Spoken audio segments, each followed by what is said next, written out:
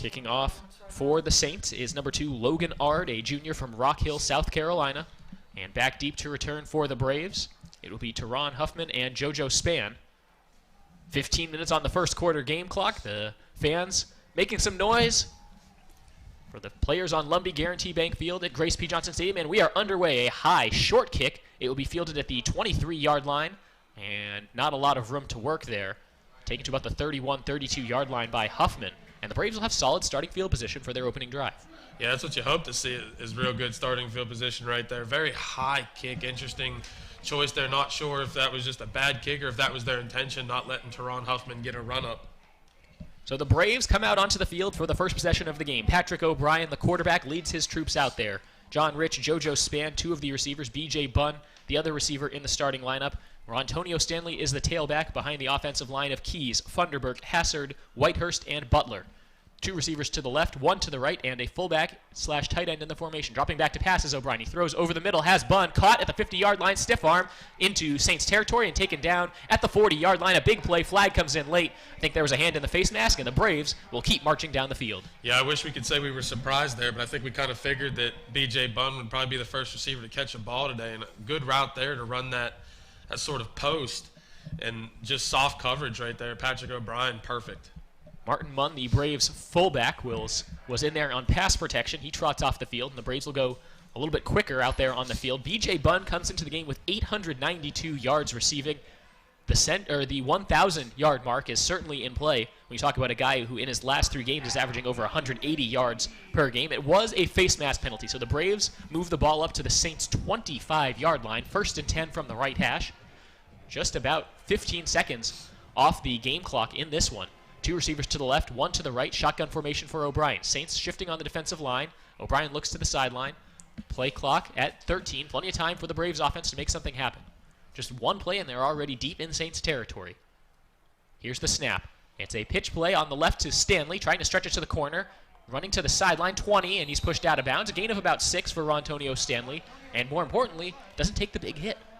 Yeah, good job there by the Limestone defense to string that out, though. When you see those players going towards the sideline, you got to keep replacing guys on the defense, getting towards the sideline. So good job by Limestone there to stay disciplined. Stanley will stay out there. 2nd and 4 coming up for the Braves from the Limestone 19-yard line. 1 receiver to the left is Bunn, 2 receivers to the right, and a tight end on the right side of the formation. Pistol for O'Brien with Stanley behind him. Play clock at 13. He will hand off up the middle for Stanley, dancing around the line, and he will lower the shoulder. He's near the 1st down marker. They might have to measure this. Interesting defensive play so far by Limestone. You see them kind of creeping guys up into the box there, really trying to prevent the run, almost leaving a little bit of space in that secondary there. And I'm waiting to see if Shane Richardson might make a call here to make some passes to these receivers. You can watch, if you watch the defense here, kind of creep into the box right there. 3rd and inches. They will hand off up the middle again. Stanley has enough for the 1st down, and he is dropped at the 13-yard line. Braves needed to get the 15, and they did more than that. Rontonio Stanley on another carry, and it'll bring up 1st down. The Braves can still pick up another 1st down without getting the touchdown. And now the Braves bringing out Munn and Morrow. They had a jumbo set in there, and they'll have 4 wide receivers in the formation. Rontonio Stanley now. They finally break the huddle. 15 on the play clock, 13-10 to go in the 1st quarter. No score in this one between the Saints and the Braves. 2 receivers on each side for O'Brien, with Stanley behind him in a pistol formation. Play clock down to 5. O'Brien trying to read the defense. 2, 1. They motion Stanley out to the right. Blitz comes, pass batted down at the line of scrimmage. Good blitz there by the Saints. Yeah, good job getting by the defensive line to get their hands up, knock that ball down. Sometimes the best pass defenders you have are the guys at the front there that can get up and knock those balls down before they even get a chance to be caught. Joey Felder, the outside linebacker, ultimately the guy who put that one on the turf. The linebacking core for the Saints is Strajek, Patrick, and Felder. Their defensive line, Davian, Castedo, Baker, and Brown. And in the backfield, Reed, Williams, Brown, and Simmons. Shotgun formation, they hand off Stanley. No, it's a read option, and the run goes up the middle. This is Goodman in to play quarterback for the Braves, and he takes it inside the 10-yard line to about the 5. Yeah, brings up 3rd and short.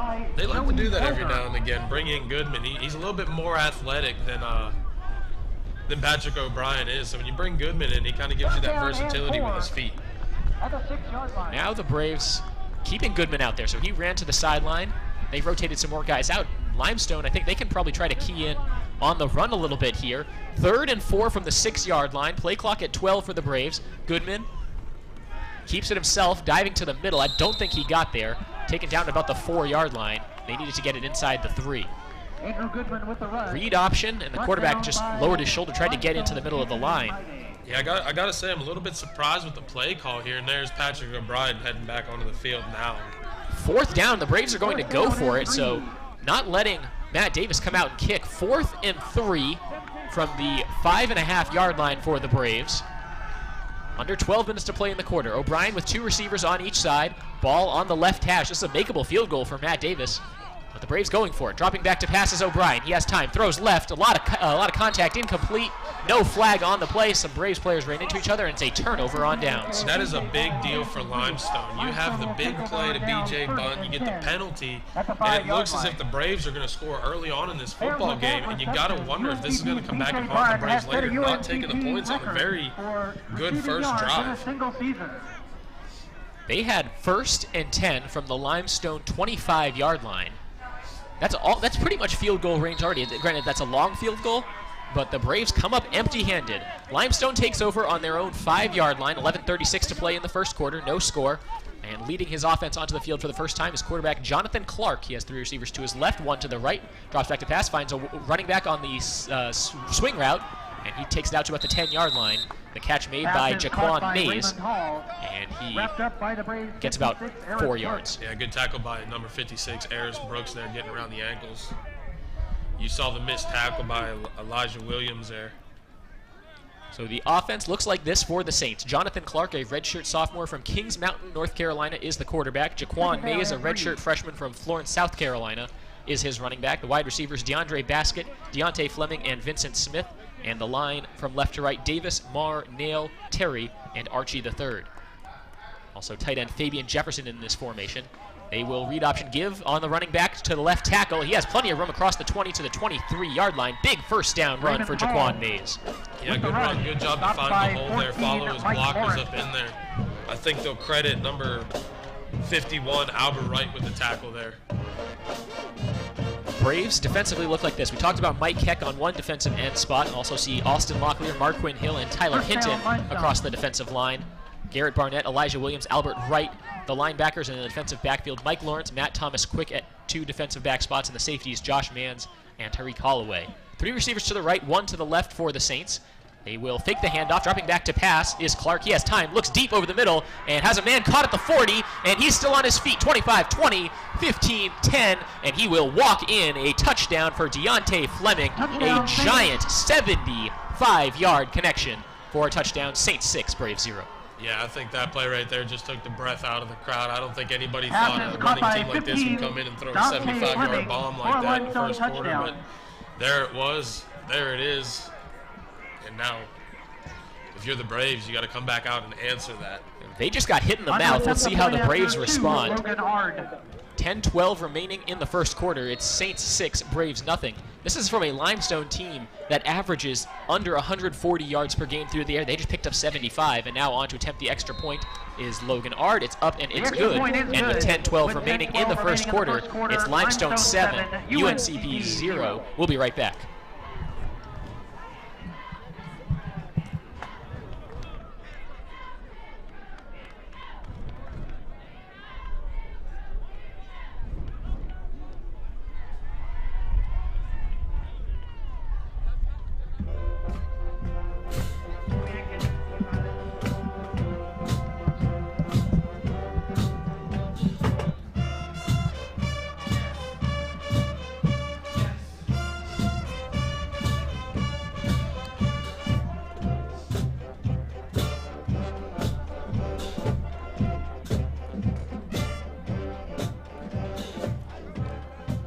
Less than 5 minutes off the first quarter game clock, the Saints connected with a 75-yard touchdown pass to Deontay Fleming, his 3rd touchdown of the season, and that puts the Saints up 7-0 with Shane Irons. I'm Cameron Songer. Thank you so much for joining us on the Braves Broadcast Network. Shane, just a busted coverage there, or what did you see? Jonathan Clark knew exactly where he was going with that football from the snap. He snapped the ball, you can see his eyes honestly, the Braves underestimated the speed of them Limestone receivers, and you saw it right there. Just an absolute perfect throw. So the Saints kicking off with UNCP now adjusting after that first kickoff. You have the return men up at the 15-yard line after that first kickoff went super short from Ard. This one, again, a high kick, and it will be fielded about the 23-yard line by Huffman. He gets it and tries to run up the middle and tackled quickly at the 31-yard line. Spins through that tackle, though, and falls forward to the 34. A nice, aggressive return by Teron Huffman.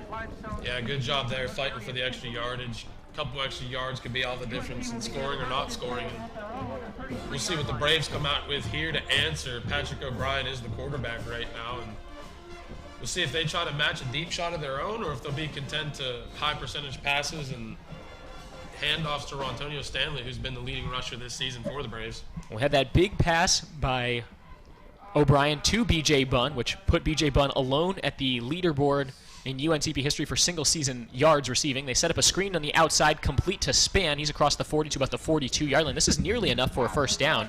Just a quick play-action screen on the right side. Yeah, and Span has some wheels, so if you're ever going to throw a little screen like that, Span is the guy to throw it to. That boy can move. JoJo Span, a junior, with his 28th catch of the season. They will mark him just short of the first down marker. They'll give him a gain of 8, so he's up to 289 yards receiving on the season, well behind B.J. Bunn, who is up over 900. Looks like we have a busted cut. Oh, no, they fixed it right there. They set up a screen to the tight end Morrow on the left side, complete across the 45 and up for a first down. It was second and about 1.5 yards. And very unorthodox formation that time for UNCP. Yeah, JoJo Span came all the way to the sideline, just a couple yards off the sideline, and they did not shift the cornerback over to cover him. Span saw it, tried to motion to O'Brien, but O'Brien didn't see him. Braves are content to pick up the first down. They have the ball on their own 49-yard line, 1st and 10 with under 9:30 to play in the first quarter, trailing 7-0. Pistol formation for O'Brien, 2 receivers to his right. He will hand off up the middle. Stanley, plenty of room to work. 40, 35, lowers the shoulder and falls down at the 34-yard line. He almost ran over that defensive back. That was Titus Williams who finally wrapped him up. Yeah, good, tough piece of running there by Rontonio Stanley. That's what you like to see in a running back, north and south, and not afraid to deliver the hit. A lot of credit, though, to the offensive line. He made it through the first 2 levels of the Limestone defense without getting touched. Yeah, not even a hand. So the Braves continue to march down the field. They have the ball at the Limestone 34 now, 1st and 10. 3 receivers bunched up to the right.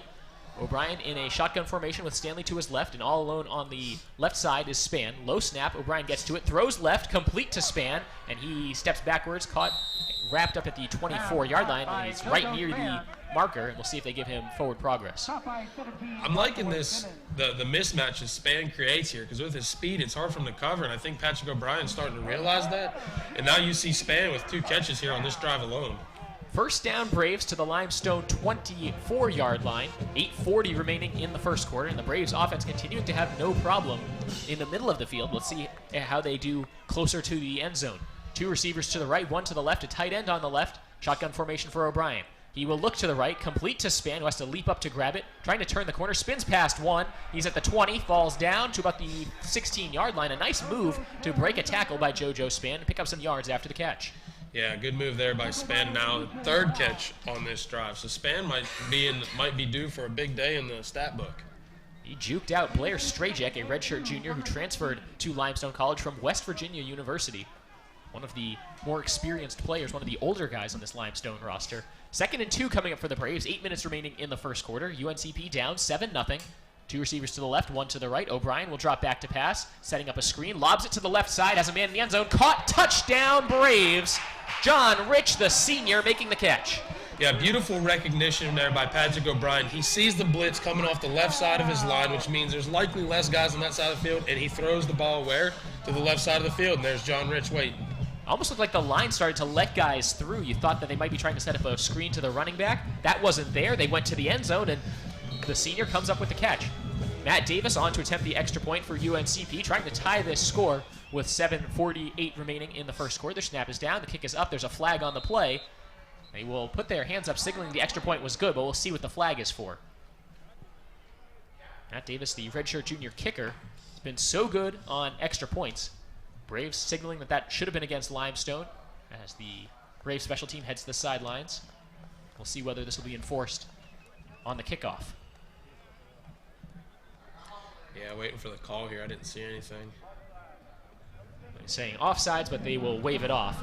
The Braves could have taken an extra yard and gone half the distance, but instead they'll just take the point. And we will take a break here. We'll leave it here as the Braves special teams comes right back out onto the field. 7:48 remaining in the first quarter as they are ready to go once again. Limestone, they were lucky. I'd like to say lucky. They had one long pass completion, and now the Braves defense will get an opportunity to kind of redeem themselves. It's the second game in a row, though, that Limestone has scored on their first possession. Yeah, and I'm really interested to see if the Limestone offense takes another deep shot like that, having success on the first one. Be interesting to see if they stay bold with that play call. They really have nothing to lose today, so why not let it all loose? It's the last game of the season for both teams. Limestone trying to avenge a loss against UNCP last year, 26-0. The Braves won that one against a first-year Limestone program. And this is a Saints team that looks much improved.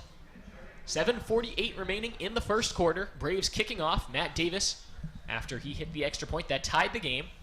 And we've got a brand new ball game here, and let's see if Code Black is ready to step up and make some plays defensively. Ready to return this one for the Saints. It's number 32, Sardarius Henderson. He is on the right side, and number 42, Ladarius Williams, to his left. Davis has the ball placed where he wants it. And we are ready to go once again. High, deep kick. This will go all the way to the goal line. Slipping a little bit and then taking it out from a yard deep. And not much there. Taken down at the 11-yard line. Did that ball come out at the end? It did not. Sardarius Henderson might have just let that one bounce. He wanted to try to break a big play, and it wasn't there. That was a good job by Trey Chandler to break down in front of the return man there and make sure that he doesn't get away. Allows time for his coverage men to get down there and assist him in making that tackle. So good job there by the special teams unit of the Braves. Limestone offense back out on the field. Jonathan Clark, the quarterback, is in a shotgun formation. 2 receivers to each side and a tailback Mays to his right. Braves in that base 4-3 defense. Linebackers really spread out against this. And trying to set up a screen on the right side, incomplete. Sniffed out very well by Matt Thomas Quick, and the throw was way offline. Yeah, good job there by Quick to recognize what was being done. And you mentioned that 4-3 defense relies heavily on that defensive line to eat up blockers because you have just the 3 linebackers, and that defensive line has been solid all year long for the Braves. Almost thought Thomas Quick had a chance to intercept that. It was a wide receiver screen to the guy on the outside, and the block just never really materialized. Now they move 3 receivers to the left, 1 to the right, and in the shotgun is Clark. He will hand off to Mays up the middle, and he's taken down at the 15-yard line. Gain of 2 brings up 3rd and 8 here for the Saints, and Code Black can bring out their specialty pass defense. Yeah, almost certainly a passing situation here. Need 8 yards, and this is a great opportunity for the Braves to get off the field. They're real good at time of possession, almost 30 minutes. So if the Braves get off the field here, that would be a huge bonus early on in this football game. Tim Applewhite out there at one defensive end spot. Pretty much otherwise all defensive ends. Rolling the pocket to the left. Wrapped up by Keck. He throws it up for grabs. Is that caught? Intercepted by the Braves. Keck broke right through. Didn't get the sack, but forced the turnover.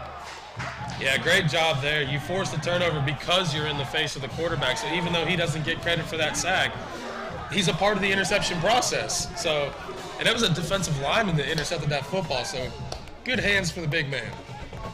The Braves will take over on the 20-yard line. What a play for UNCP. As they diving to the turf, making the interception. It looked like Eris Brooks, who was the one dropping back in coverage. Great play by UNCP. Now Patrick O'Brien coming out in the red zone. 2 receivers to the right, 1 to the left. A fullback and a running back with him in the backfield. Under 7 minutes to go. Braves with outstanding starting field position. Handoff goes up the middle. Stanley, he takes it off left tackle. A stiff arm, falls forward, gain of 3. Tackled there by number 33 for Limestone. That's Joey Felder again making a play. Yeah, Raymond Hall, number 3, was also in on there coming in from the secondary. So second, and they'll call it 8. It's a short 8 as the Braves have the ball on the 18-yard line of Limestone. 3 receivers to the right, 1 to the left as the Braves hurry up here. Shotgun formation for O'Brien with Stanley to his left. Dropping back to pass just against a 3-man rush. Has time. Throws right. Complete to Span. Spins back out to the outside. 10. Can he get to the corner?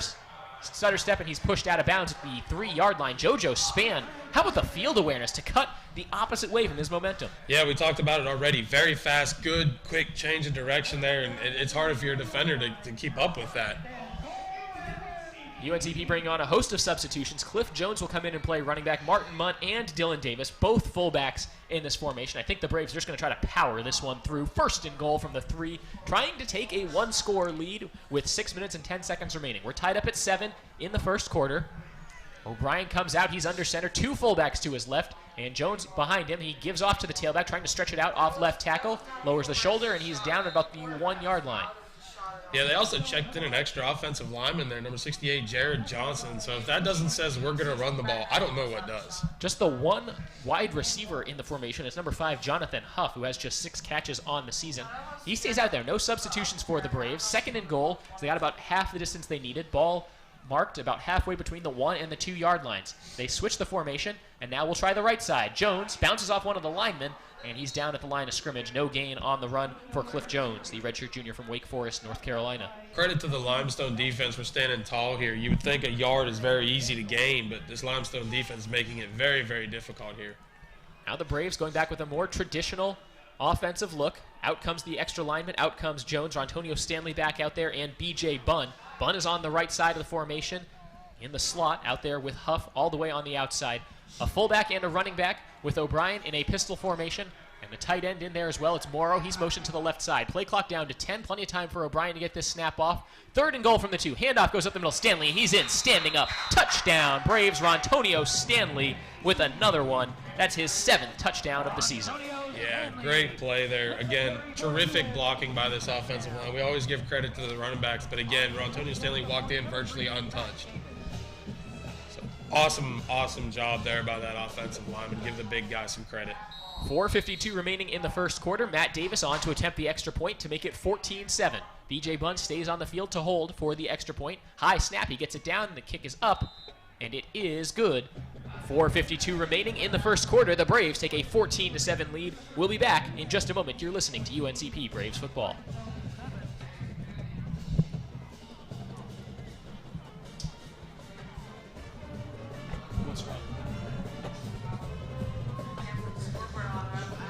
Restart the TriCast, but I'm not doing that, so. Oh well. It just crashed right as soon as we started streaming.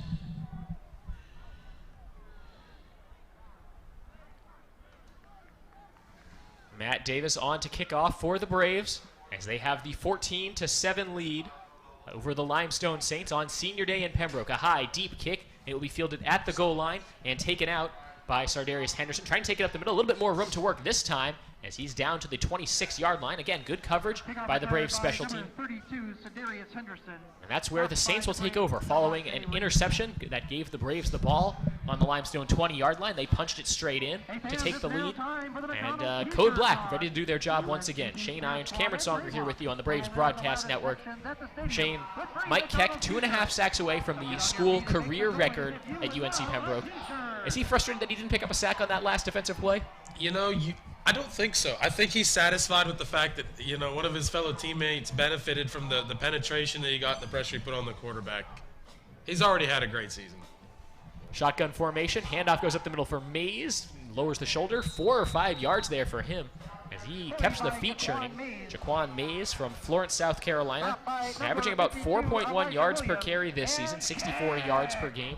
Mike Keck in there on the assisted tackle. Gain of 5 on the play. 2nd and 5 from the Limestone 30-yard line. Saints trailing 14-7. They have a shotgun formation once again for quarterback Jonathan Clark. Running back Mays to his left, 2 receivers to the left, 1 to the right, and a tight end on the right side of the formation. Play clock at 11. He drops back to pass. Pump fakes. Now will tuck it and run. Off the left tackle, lowers the shoulder, near the first down marker at about the 34-yard line. With the rush. Jonathan Clark picking up 4.5. And it depends on where they spot him. They will move the chains. Gain of 5 on the play. Albert Wright made the stop, and that will move the chains. First down, Saints. Yeah, good job by Jonathan Clark using his legs to pick up that first down. Rather pick up the first down than maybe risk the incompletion and put yourself in a third down situation. Clark with just 38 carries now on the season, compared to their other quarterback, Bo Whitney, who has 66. We haven't seen him yet. Pitch play to the right side, Mays, trying to stretch it out to the corner. Flag comes in, he's across the 40-45, and near enough for a first down, but Braves pointing for a block or a block in the back or a hold. And there is a UNCP player who's a little bit shaken up, Tyler Hinton, holding his right arm. And that's pretty clearly a hold or a block in the back. This will go against Limestone, and they'll walk it back off. Yeah, I think they got Harrison Terry there, number 62, on the hold. It looked like he drug a Braves player down on that play. Just a hold. Hinton will go over to the sideline. He was kind of grabbing his arm, now kind of goes over to his leg. He's on the sideline. It's next man up for Code Black defensively. 10-yard holding penalty backs the Saints up to their own 26-yard line. First down and 20 for Limestone, as they trail 14-7. 3:35 remaining in the first quarter. Limestone had one 75-yard pass play, but other than that, it's been pretty dominantly Braves. Dropping back to pass is the quarterback, setting up a screen on the right side, has a man complete Smith, and the blocker's out in front. 40, 45, 50, it's a foot race, trying to get to the corner. 40, 30, 25, 20, and he is still going, and he will walk in another giant play. Vincent Smith, touchdown Saints. Splash plays can be all the difference in a Pass football caught game, by and these aren't the Vincent ways Smith. we thought that Limestone would For get Limestone a touchdown. traditional rushing football team with two massive pass plays here in the first quarter alone. Extra point now will tie the game with 13-14 remaining. As that was, I think the first one was 75. This one might have been 65 for Limestone. And it was on a wide receiver screen. They got the blockers out in front, and he was touched from behind, kept his feet. And now R to attempt the extra point. It's up and good. 13-14, or 3:14 remaining in the first quarter. Limestone is fired up right now. They've tied this game at 14 apiece. We've got a shootout in Pembroke. Don't go anywhere. You're listening to UNCP Braves And football. basketball season tickets are now on sale. For just $70, you can have a reserved chairback seat to every men's and women's home basketball game. For more information, visit uncpbraves.com/tickets.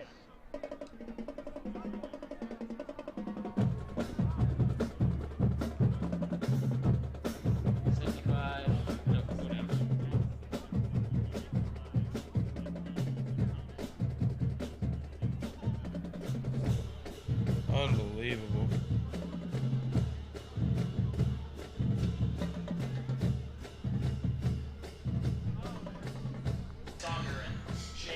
Looking at the passing stats for the Limestone quarterback, Jonathan Clark, unreal numbers right now. Yeah, and these are stats, I mean, it's just mind-boggling. He's 3 for 5. The man has completed 3 passes for 156 yards and 2 touchdowns. So 3 completions, and 2 of them have been for touchdowns. Well, don't forget, he also has 1 interception, so all but one of his passes have been caught. Just one of them was caught by the wrong team. We've only played 12 minutes here in Pembroke. We've already seen 4 touchdowns. The high kickoff by Art. This one a little bit deeper, caught at the 16-yard line by Huffman. He tries to take it up the right sideline, now cuts it in, and he's still on his feet, down to about the 29-yard line. Took a big hit there, and a nice tackle by number 20, Lee Russell. With the kickoff return. And we'll get a late flag comes in. Yeah, I think they're going to get a personal foul here. I think there's... No, the Braves are motioning on Limestone, but I think there's a little bit of chippiness after the play. We'll see what they call. Officials now kind of talking it over. UNCP offense, right where the ball was spotted. They don't know who this is on. It is a dead ball, unsportsmanlike conduct against Limestone. Another 15-yard penalty against the Saints. That's their second one of the game. As we look at how Limestone has done this season in terms of penalties. 61 penalties for 497 yards. That's about 55 yards per game against the Saints. Yeah. These returns, keep your eye on Teron Huffman. He seems to get a little bit closer to finding that space every single time. Those high, short kicks allow the blockers to get set up. And I think we could see a real big return here from Teron Huffman. O'Brien back out there leading the Braves offense. They start on their own 45-yard line with 3:06 remaining in the quarter. He fakes the handoff, sets up a screen left side to Bunn, complete, a spin move, and he's still going, but didn't get much. Ball comes out, it's bouncing and picked up by Limestone, turned over, and Limestone gets it back to the original line of scrimmage. B.J. Bunn tried to do a little bit too much, and Joshua Simmons recovers the fumble. Saints ball in Braves territory. Yeah, I admire B.J. Bunn's tenacity to try to pick up those extra yards, but sometimes you got to know when to go down, and in this case, B.J. Bunn didn't know, and he let the defenders get all around him. And when you're spinning like that, the ball starts to come out a little bit, and Limestone takes over first. just an unlucky break there for B.J. Bunn. So the best starting field position of the day for the Saints. 2 of their 3 drives have resulted in touchdowns. The other one resulted in an interception, and they really haven't run the ball with much success. Kind of the opposite of what we expected to see from them. Pistol formation for the quarterback. Jonathan Clark, 1 receiver to his right, 2 to his left, and he will fake the handoff, dropping back to pass, steps up in the pocket, breaks 1 tackle, and he will tuck and run along the right sideline and then escorted out of bounds at the 40-yard line. Good chase down by number 70, Austin Locklear. Nearly hit him late. He pulled it at the last second. Yeah, I thought there was a face mask there. It looked like when the Braves defender went by, kind of got Clark in the face mask a little bit, but no call, and good job by Clark to stay aware of what was going on the field. So second down after the 4-yard run by quarterback Jonathan Clark. Braves defense back out there again after giving up a 74-yard touchdown on a screen. They've given up touchdown plays of 75 and 74 yards. Saints back out there in the shotgun. 3 receivers to the left, 1 to the right, and a running back to the left of Clark. They will give it to the running back. It's Mays. He lowers the shoulder near the first down marker. He has enough, and they will move the chains. First down, Saints, 2:24 remaining in the first quarter. Jaquan Mays goes for another 6 yards. Mike Keck with another tackle. Now Limestone starting to look like the dominant offensive team. Yeah, not really the game we expected to see. It's kind of like they traded places or flipped roles. You know, Jonathan Clark looks good out there throwing the ball. He's making good choices, and it's just not the team we expected to see. 2 receivers to the left, 1 to the right for Jonathan Clark. He has a fullback to his right and a tailback behind him. He will give up the middle to Mays, dancing around. Keck is in the backfield, wraps him up. Might have gotten a yard there. We'll see where they give the forward progress. The Braves were all over it. They might just want to give Keck a white jersey because he looked like he was part of the offense on that play. They snapped the ball and he was standing there next to the running back waiting. I mean, what more can you ask from your defensive end? I think for Limestone, you need to point out that guy's number 90, and you should block him. He's wearing a black jersey, guys. But I mean, props to Keck. Able to get in the backfield, disruptive defensive lineman. No gain on the play, under 90 seconds to go in the first quarter. We're tied up at 14. Limestone driving in Braves territory. 2nd and 10 from the Braves' 32-yard line. Same formation. They will read option. Kept by Clark as he goes across the 30 to the 28-yard line. Picks up 5 yards on the run, but takes a big hit on the play. And that brings up 3rd and 5 for the Saints. Yeah, good open field tackling by the Braves there. It was interesting because when the play started, they actually slid Keck inside. You can see Keck back up and slide inside, which kind of opened up that space for that 4 or 5 yards there. Officially just a gain of 4, so 3rd and 6, under a minute to go in the first quarter, and right near the edge of field goal range. Everything is in the playbook here for Limestone. Unless you're talking about that play that gets them 75 yards. They don't need 75 yards. They might try that play again, though. That was a good play. The get 75 yards play. Yeah, 2 receivers to the right, and a tight end to the right as well. Running back on the left, they will give it to him. Now it's a reverse, going back the other way on the left side. He has a block. He has enough for the first down. Going across the 20 and taken down. What a play call there on 3rd down.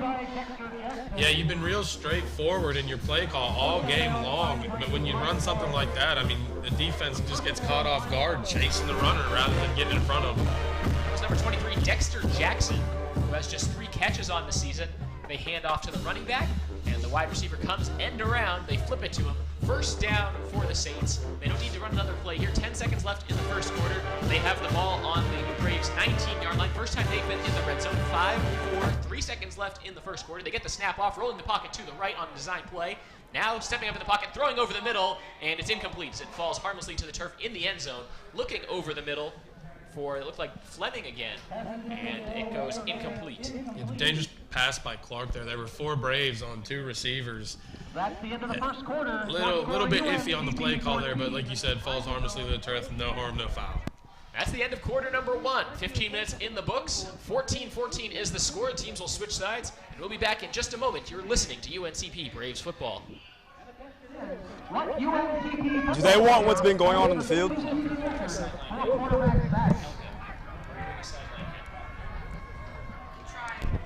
the answer is senior Mike. This is Limestone's second season on the football field. In 2012, the decision was made to put a team together, and 2014 was their first season on the field. Now, 2013, they were able to have a redshirt season, so they are carrying 45 redshirts on the field, on the roster right now. They're also only playing with one senior on the team, Blair Strejek, and 3 juniors. Now, this team might be young, but with all the redshirts, freshmen, and sophomore that they have, they sure look to be a force to be reckoned with in a few years. Now back to you guys up top.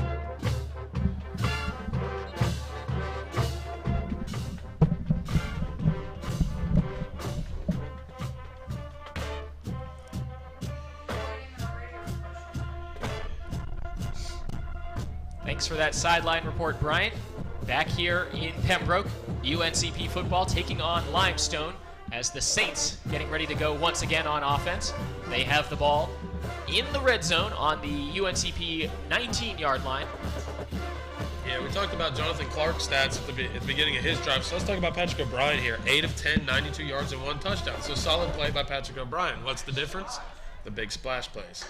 The yards after the catch certainly help when you throw a screen play that might usually go for 5, maybe 6 yards, and the guy breaks it for 74. That helps your passing stats. Yeah, like you said, they get 75 yards play.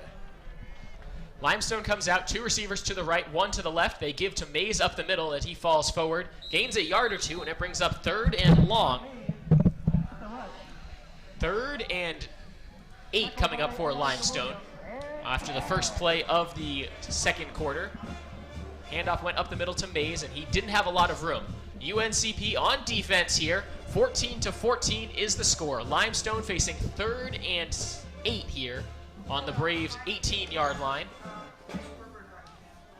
Braves still in their base defense. It's been a problem for them sometimes against when Limestone goes with those extra receivers. 2 to the left, 1 to the right. Pistol formation for Clark. He fakes the handoff.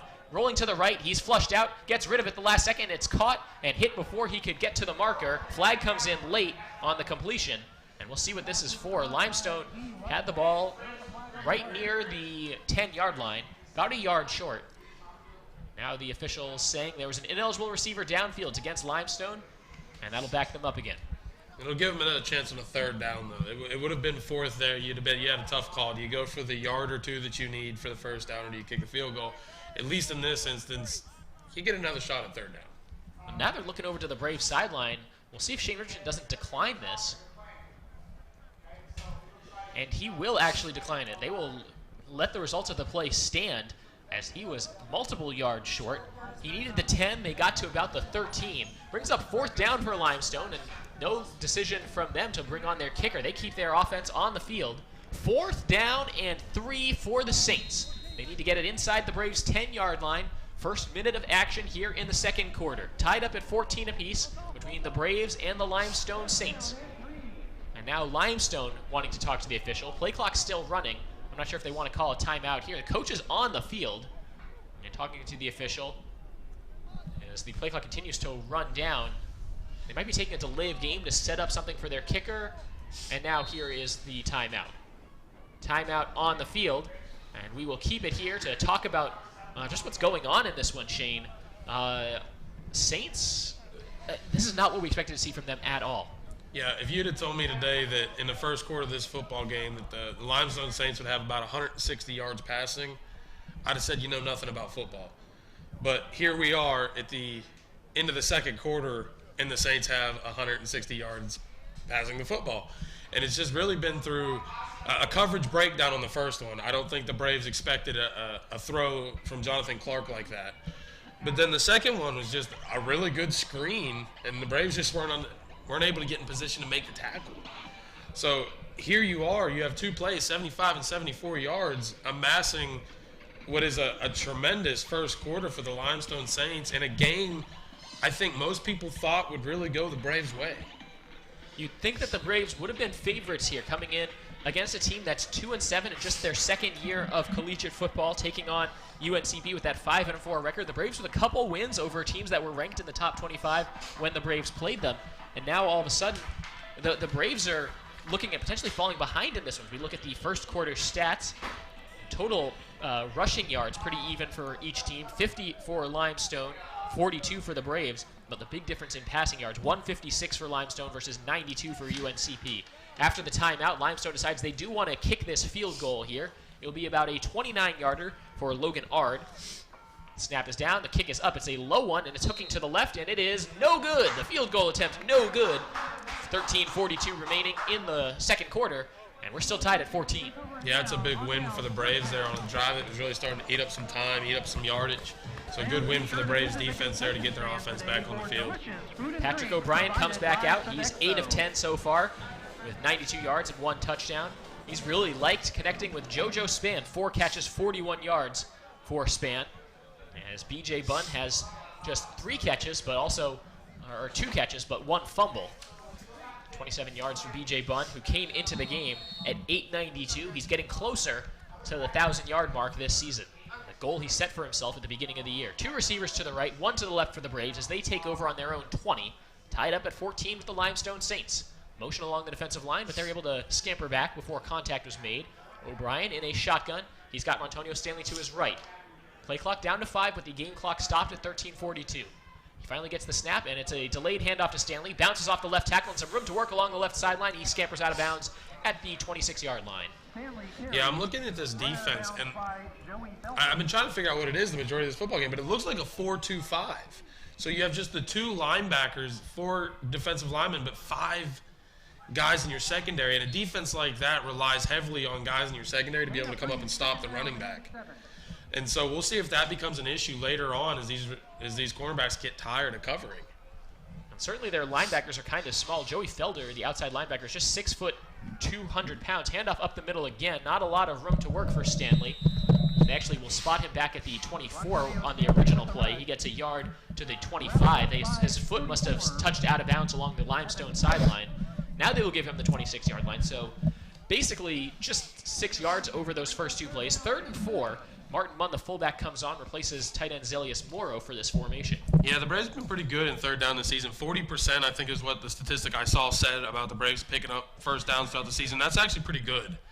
40% of the time you're picking up 3rd down, so it means you're sustaining drives. And if you're the Braves, you really want to do that here. Let your defense rest. It's a sunny day, black uniforms. It's got to be hot. Timeout taken by UNCP as they were going to have trouble getting this play off. Timeout on the field with 12:41 remaining, and we will take it as well. Back in 30 seconds on the Braves Broadcast Network.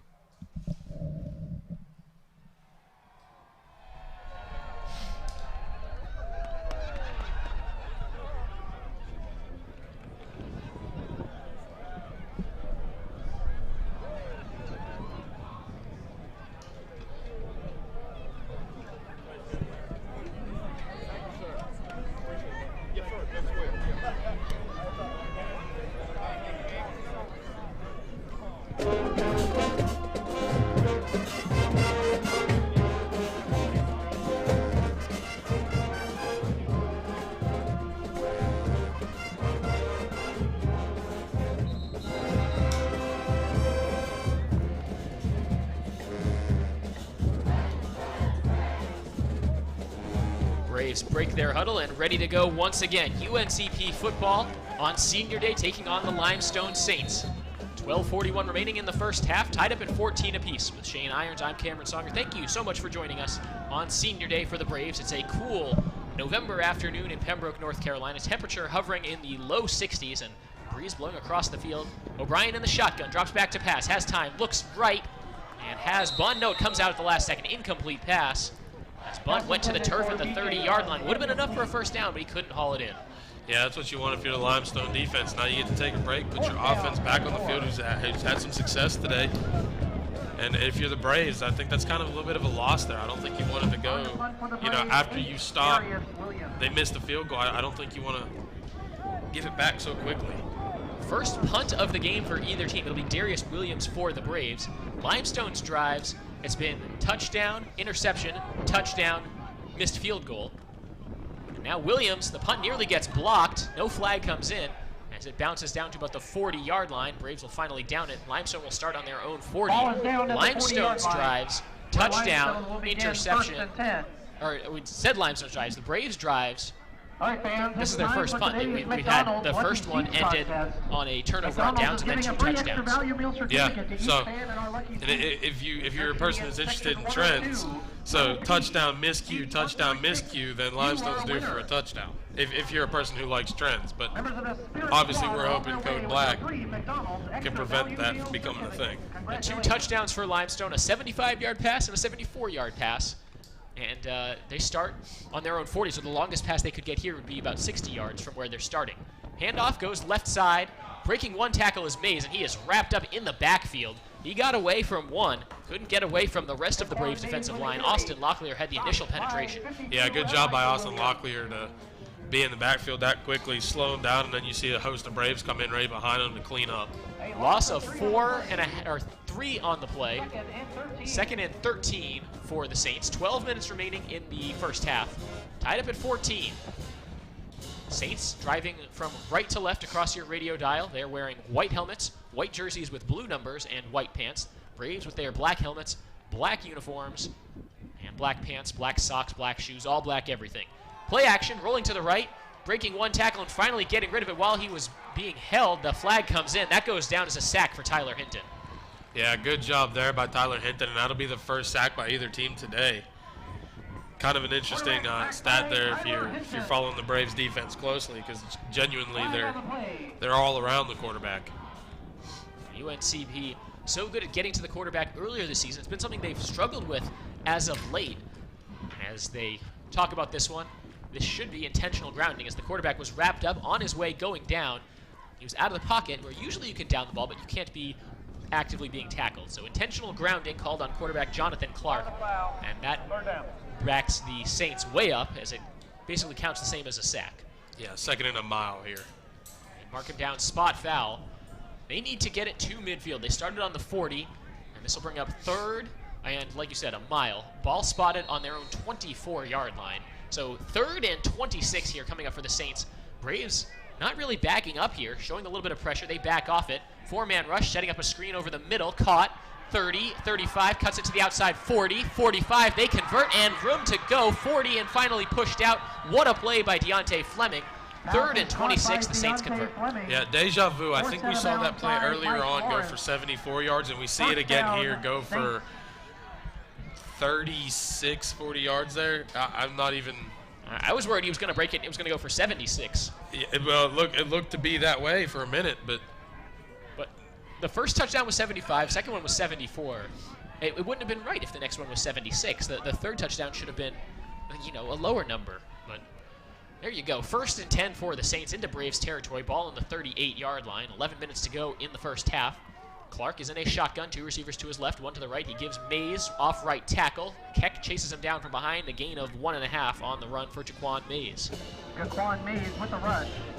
Again, Mike Keck making more plays for the Braves defense. It's about who else can make those plays. And the secondary, the linebacker teams do something. The front 4 is getting pressure on the quarterback and on the running back. It's about who else can make the plays. The Braves, there's been a kind of a process of attrition. Kendall Jacobs, the senior defensive back, injured earlier this year, not in the lineup today. He's been one of the better players for the Braves when he was healthy earlier this year, and his presence definitely missed. 2 receivers to the left, 2 to the right. 2nd and 9. They'll set up a screen right side, complete. Caught by Fleming. He stiff arms and pushed out near the 30-yard line. A nice gain of about 6 there for the wide receiver. He's having a very good game to this point. Yeah, he's well over 100 yards at this point after that last catch. I was trying to check the live stats that we offer through the school's website, but no, I mean, 10-13 to go here in the 2nd quarter, and Clark is now over 200 yards passing. It helps when you get 150 on 2 plays, but right.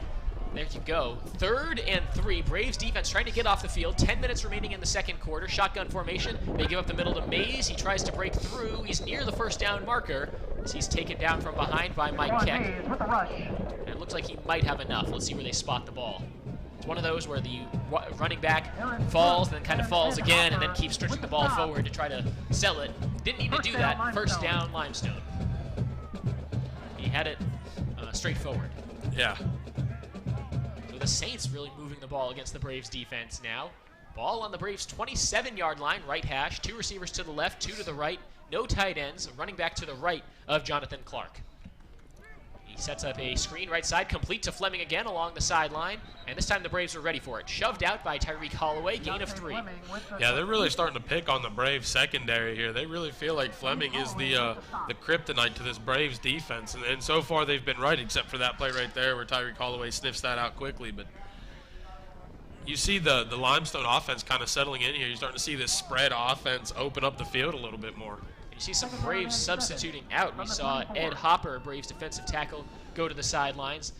When you move from sideline to sideline, you force those big defensive linemen to run a little bit more. 3 receivers to the left, 1 to the right in the shotgun. They set up a pitch to Mays on the left tackle, and he's taken down from behind by number 56 for the Braves. That's Eris Brooks again making the play. Now, based on the last missed field goal, assuming if they don't pick this up and it's 4th down, this is almost 4-down territory for Limestone. That field goal was not even that close. It was kind of a shank. 3rd and 4 for Limestone. They're further out than they were on the last field goal attempt. 3 receivers to the right, 1 to the left. Ball on the UNCP 21-yard line, 8:20 to go, and we're tied up. Rolling the pocket to the right, throwing deep right corner, and it's going to sail incomplete. That would have been a very difficult catch. Walter Vance would have probably needed to be about an extra foot or 2 taller to try to haul that in the sideline near the end zone. Brings up 4th down. Limestone looks to the sidelines. It doesn't look like the quarterback is heading to the sidelines, and they'll go for it. Yeah, good pressure there by the Braves outside linebackers to force Fleming to throw that ball, force Clark to throw that ball, but he misses Fleming running the simple out right there. It was wide open. 4th and 4 for the Saints, trying to take the lead. It's 14-14 with 8:14 remaining in the first half. 1 receiver to the left, 3 all lined up to the right, a running back to the left. Braves showing blitz, they back off it. 4-man rush, screen right side complete, and trying to cut it back out to the outside, tripped up, stays on his feet across the 20, near the 1st down marker. They might need to measure this. Yeah, I think he's going to be a hair short here, judging by where the referees are standing, but no, they don't even bring out the chains. The Braves heading to the sideline, the Braves defense that is, and it's a turnover on downs. Fleming needed 4 yards, he got 3.5, and now the Braves offense will take the field inside their own territory. Ball at the 19-yard line, 1st and 10, but importantly, they keep Limestone off the board once again, right near the red zone. Yeah, good bend but don't break philosophy there. So awesome job there by the Braves defense. Patrick O'Brien has 3 receivers to the right, 1 to the left, and the running back to his left is Rontonio Stanley. They're in a shotgun. Limestone still in their 4-3 defense. Braves seem to have an edge here. Dropping back to pass is O'Brien. He looks deep down the left sideline, has bunt, diving catch, he can't come up with it. He was getting pressured from behind by the defensive back Joshua Simmons. Would have been a diving catch into Limestone territory at about the 48-yard line.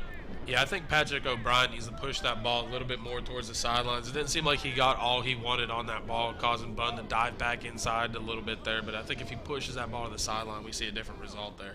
Bunn had the step, and that's the most important thing. And O'Brien threw it where Limestone wasn't going to come up with it. So give him credit for that at least. A nice job by Bunn to also play a little bit of defense as well. Tight end on the right, 2 receivers to the right, 1 to the left. Clock stopped, under 8 minutes to play. Setting up a screen, right side, complete to Span. He cuts across the 20 to the 25 and then hustles out of bounds. Gets about 6 yards on that screen play and a nice block on the outside by Jonathan Huff. Yeah, that's Span's 5th catch so far in this ball game, just in the first half alone. Approaching 50 yards, if I'm not mistaken. Clock runs. Braves have about 2.5, 3 yards to go here on 3rd down. 7:45 remaining as we're tied up at 14. All those points came in the first quarter. We've been scoreless about halfway through this second quarter now. Defense is starting to tighten up. O'Brien has 2 receivers to the left, 1 to the right, and a tight end in the formation. Motions Span. They fake to him. Now rolling to the left, trying to set something up. Drops back, looking deep. Bunn at the 50-yard line. He makes the catch into Limestone territory, dragging a defender with him across the 40 to the 36-yard line. What a play by B.J. Bunn, but he goes right back down to the turf, and he's shaken up. Yeah, great fake there by Patrick O'Brien in the offense. Unfortunately, Limestone defense doesn't fall for it. And awesome job there by Patrick O'Brien to hit B.J. Bunn in the open like that. And good job by Bunn to get the separation and find that hole in the defenders. And you hate to see Bunn down on the field like that. Helmet comes off immediately for B.J. Bunn as he rolls around on the turf. What a play that was, though. They faked the sweep. They faked the short pass. And O'Brien kind of kept running. You didn't really see what he was looking at first, and finally planted that back foot, let it fly. And BJ Bunt, despite some contact, made the catch. Now UNCP players taking a knee on the sideline. This looks a little bit more serious than we initially thought. We will step aside for 30 seconds. You're listening to UNCP football, tied up at 14 with 7:19 remaining in the first half.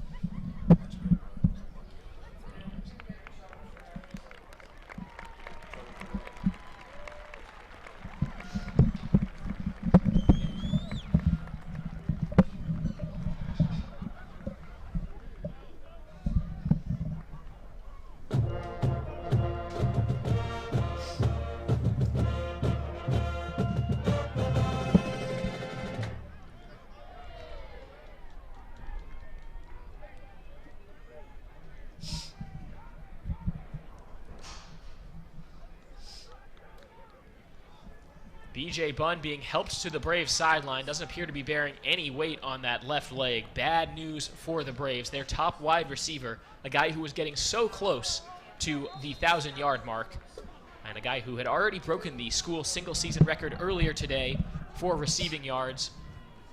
And, he needed 108 yards in this game, and he might end up being just a little bit short unless we see him back in action. But the Braves driving down the field. 7 minutes remaining in the first half. Tied up at 14 with the Limestone Saints. O'Brien in the pistol, a fullback and a running back with him in the backfield. He hands off to Stanley up the middle, lowers the shoulder, gets 3, 4, maybe 5 yards as he falls forward.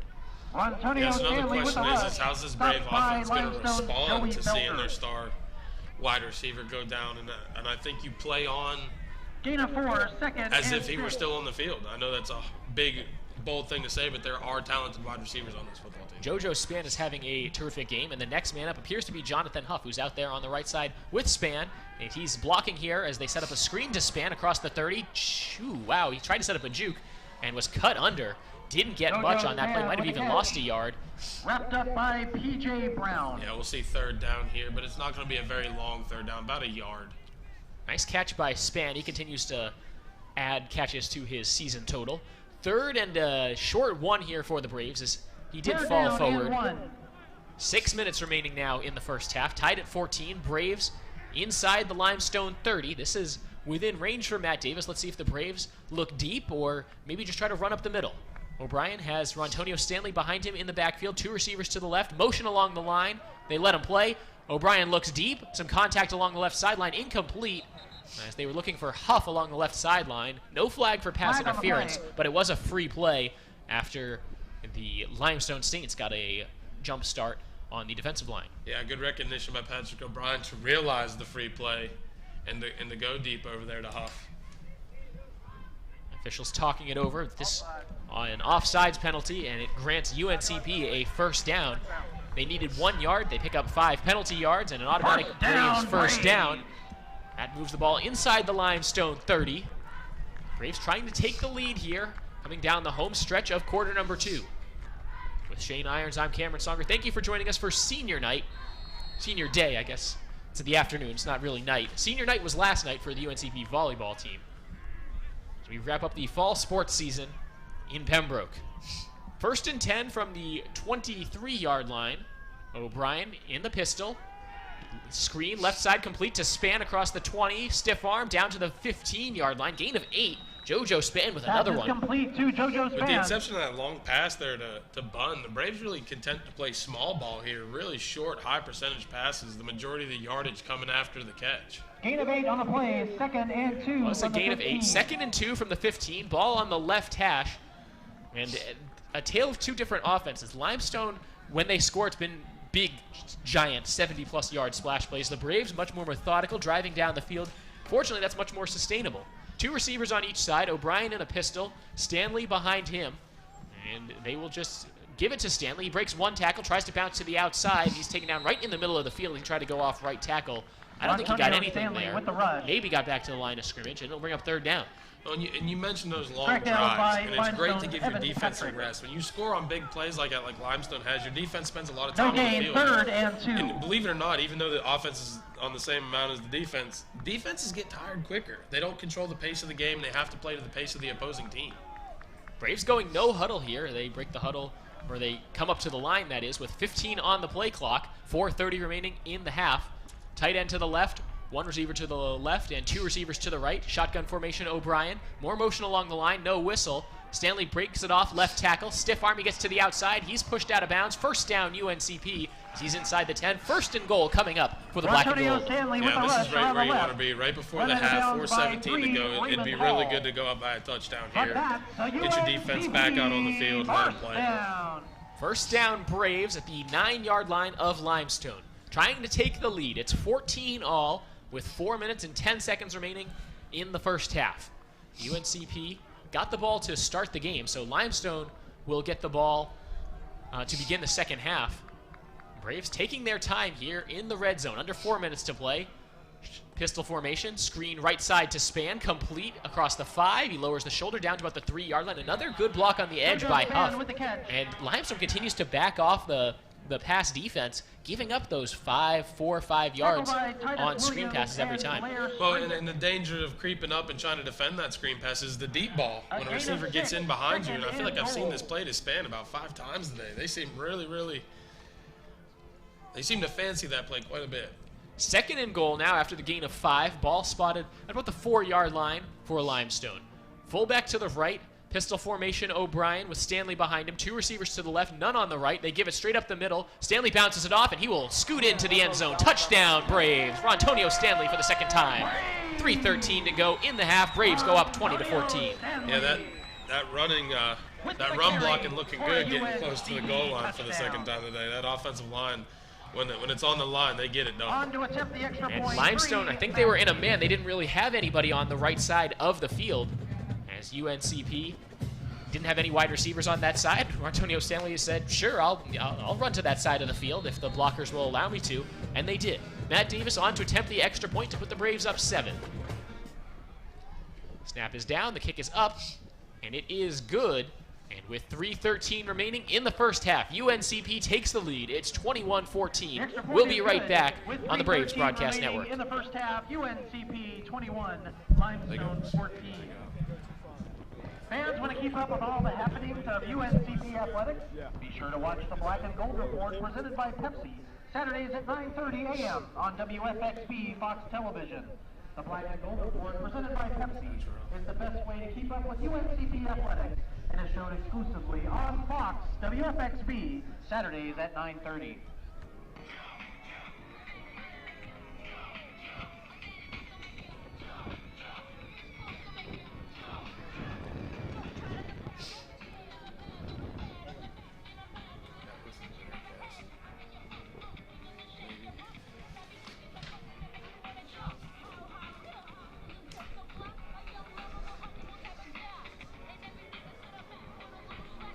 Braves rolling right now. They scored 21 points in this first half, and now it'll be on their defense to get another stop and send it to halftime with a Braves lead maintained. With Shane Irons, I'm Cameron Songer. The season finale of Braves football, senior day in Pembroke on Lumbee Guarantee Bank Field at Grace P. Johnson Stadium. Matt Davis kicking off, and Limestone will field it at their own 6-yard line, coming up to make the catch, and running it along the right hash. Has some blockers, and falling down is the kick returner Sardarius Henderson, and this is good starting field position here for the Saints. Yeah, there was a little bit of chippiness down there. It looked like number 18, Lazarius Tinsley, was kneeing one of the Braves players like in a blocking sort of fashion while he was still on the ground. The Braves player, I believe it was number 27 actually, Dante Butler, did not respond well and shoved Tinsley. No call by the referees, noting that it's just a chippy kind of football game, but not a good look there. Not at all. Limestone comes out in a shotgun. 3 minutes and 7 seconds remaining. Both teams with 2 timeouts left. Motion man, and they will fake to the wide receiver. Quarterback taking it off right tackle. Not a lot of room there for him, and he goes down for a gain of about 2. Matthew Harkness with the rush. It's a different quarterback. Matthew Harkness, number 14, on the run. Harkness is a sophomore from Moncks Corner, South Carolina. First time we've seen him out there today. I believe that's his first carry of the season as well. Yeah, he wasn't listed in the 2 deep, so kind of interesting to see them go to. Harkness out there again, just something different. He definitely hasn't attempted any passes, and this is kind of similar to what the Braves do with Andrew Goodman at quarterback, a guy who plays quarterback, but I'm not sure there is going to be a pass there. They give up the middle, Mays, and he falls down to about the 35-yard line, gain of 2. This will bring up 3rd and 5, and you wonder if the Braves get a stop here, you call timeout, try to get the ball back. There's still 2:10 remaining in the half, but the Braves got to get the stop first. Absolutely. If I'm Shane Richardson, I'm in a scoring mindset right now with 2:04. Brings up 3rd down and 5 from the 35. Braves up 21-14 as the Saints let the clock run. They face 3rd and 5 from their own 35. Code Black trying to make a play, and the guys on the sideline turning to the crowd, trying to pump up the fans. Lumbee Guarantee Bank Field. Shotgun formation, 2 receivers to the right, 1 to the left. And Harkness again, rolling to the right. He throws right side. The pass is high and incomplete. Braves whack the receiver who went up trying to make the catch. He tried to climb the ladder. That was Deontay Fleming, and he was just gobbled up. Yeah, interesting. Again, we didn't think we'd see Harkness throw the ball, yet he did. A little bit high there. I mean, slightly confused. You have, Clark, who's playing a decent football game today. Why go to Harkness now? But that's big because it stops the clock. The Braves have 1:37 seconds left. 4th and 5 coming up. Ball on their own 35. They have to punt. First time we'll see Alex Haynes today. Usually a mark of a pretty efficient offense, but they've also had a turnover on downs, a missed field goal, an interception for Limestone. So they've kind of struggled on offense at times. We'll get a flag before the punt. Not sure what this is for. This is a delay of game against Limestone. That's not against the Braves for the encroachment. That would have probably forced them to bring out the chains and measure. Instead, it's now 4th and 10, ball on their own 30. That just allows everyone to move up 5 extra yards. Yeah, a little bit better field position, hopefully. That's what you would hope it translates to. Jonathan Allen is back deep to return this punt for the Braves following the injury to B.J. Bunn on the Braves' last sequence. 4th and 10 from their own 30 for the Saints. Braves will get the ball back with about 90 seconds remaining in the half. Allen will let this bounce at the 40-yard line, then now comes up to make it, the catch, and he's still on his feet across the 40 to about the 42-yard line. I'm not sure about that. You either catch it in the air or you let it bounce and you let it die. He thought he could, get past one guy by letting it bounce. Instead, he only gets about 2 extra yards. Yeah, and I know it didn't look like it, but that was actually really good punt coverage. Interesting formation. They put 3 guys on the far side, 3 guys on the near side. About all 3 broke free in a flat line. Very rugby-style-esque coverage, and it was very, very solid coverage. Haven't seen, I think, a punt team like that all year long. And the Braves didn't come after the punt at all, and they still couldn't get any blocking up the field. 2 receivers to the right, 2 to the left for O'Brien. This is basically a 90-second drill, 1:27 remaining, dropping back to passes O'Brien against a 4-man rush. Pump fakes, now throws right side, complete to Rich at the 45. Stumbles, gets his balance, jukes across the 50 into Limestone territory, down at the 46-yard line. First down, Braves. John Rich with a 12-yard gain. Yeah, you see Patrick O'Brien hurrying his troops up here a little bit, getting back to the line. Clock stops with 1:17 as they move the chains. And they are in Limestone territory. They'll mark it at the 45. Hawk now runs after the ball is set. Braves with 2 timeouts, but they want to hold on to a ball on the right hash. 2 receivers to the right, 2 to the left. Pistol formation. O'Brien barking out signals. He has Stanley behind him. Play clock at 27, plenty of time. Now a whistle, and I think the Braves Limestone calling the timeout. And that's an interesting call, as the Braves looked a little discombobulated out there. We'll leave it here, Shane. The Saints just really had... the Braves, rather, were having trouble getting some kind of play set up, and suddenly Limestone calls timeout. Yeah, and the only thing I can think is you would rather have your defense set to defend the play than give up a big play for a bad reason. And so, fortunate for the Braves, like you said, who are having a struggle there. Fortunate for the Braves who are having a struggle getting set up, getting the play off. So Limestone burns their timeout, leaving the Braves with 2 more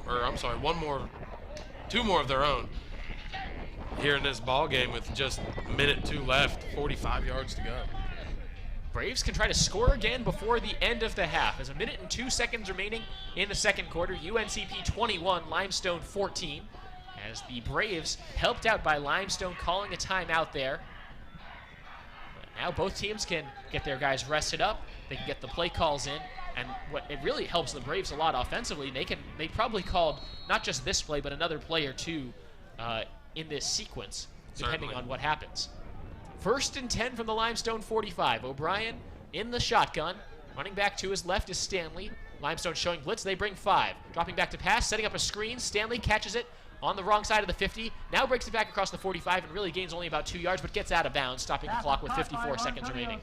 Yeah, when the Limestone defense decides to bring pressure, they've had success with it. While they haven't sacked O'Brien yet, they've been close, and they've been forcing him to get rid of the ball faster and faster every time. Gain of 1, 2nd and Gain 9. of just 1, and that was a long play. It took about 8 or 9 seconds. Braves need to do better than that if they want to score here. 2 receivers to the right, 2 to the left. Stanley to the left of O'Brien, shotgun formation. Limestone brings pressure again. It's picked up. Now O'Brien flushed out to the left side. He needs to throw it, running to the sideline, and he just gets rid of it. Throws it over the Limestone bench, incomplete. Brings up 3rd and 9, 47 seconds left. And you see the success of that pressure again. You don't always have to get the sack for the blitz to be effective. So the Braves still have a lot of options in their playbook. You figure this is kind of 4-down territory, but if they don't get anything here, probably we'll see a punt from Shane Richardson's club. O'Brien looks like the same formation again. 2 receivers to the right and 2 to the left, with Stanley in the shotgun formation with O'Brien. See if Limestone blitzes again. Just 3 down linemen. They bring a 4th linebacker into blitz. Throw left side, and it's tipped away, incomplete. A Limestone player tried to intercept it as he was falling out of bounds, and it's incomplete. Yeah, almost a very, very athletic play there by the Limestone defender. You see the ball get tipped up in the air, and he stumbling out of bounds. In fact, it was number 33, Joey Felder, who about, came away with that ball right there, and that would have actually been a big. On the kick. And I guess if you think about the punt, maybe not as big of a play as we'd imagine, but still very athletic. It would have been the same as about an 11-yard punt. It would have been a 1st down. Rick Mack trying to keep his feet in bounds. As he tried to make the catch, it went up in the air. Felder, who's listed as an outside linebacker, but we mentioned just 6 foot, 200 pounds, a guy who can kind of keep up in coverage. They kind of use him as a hybrid safety linebacker.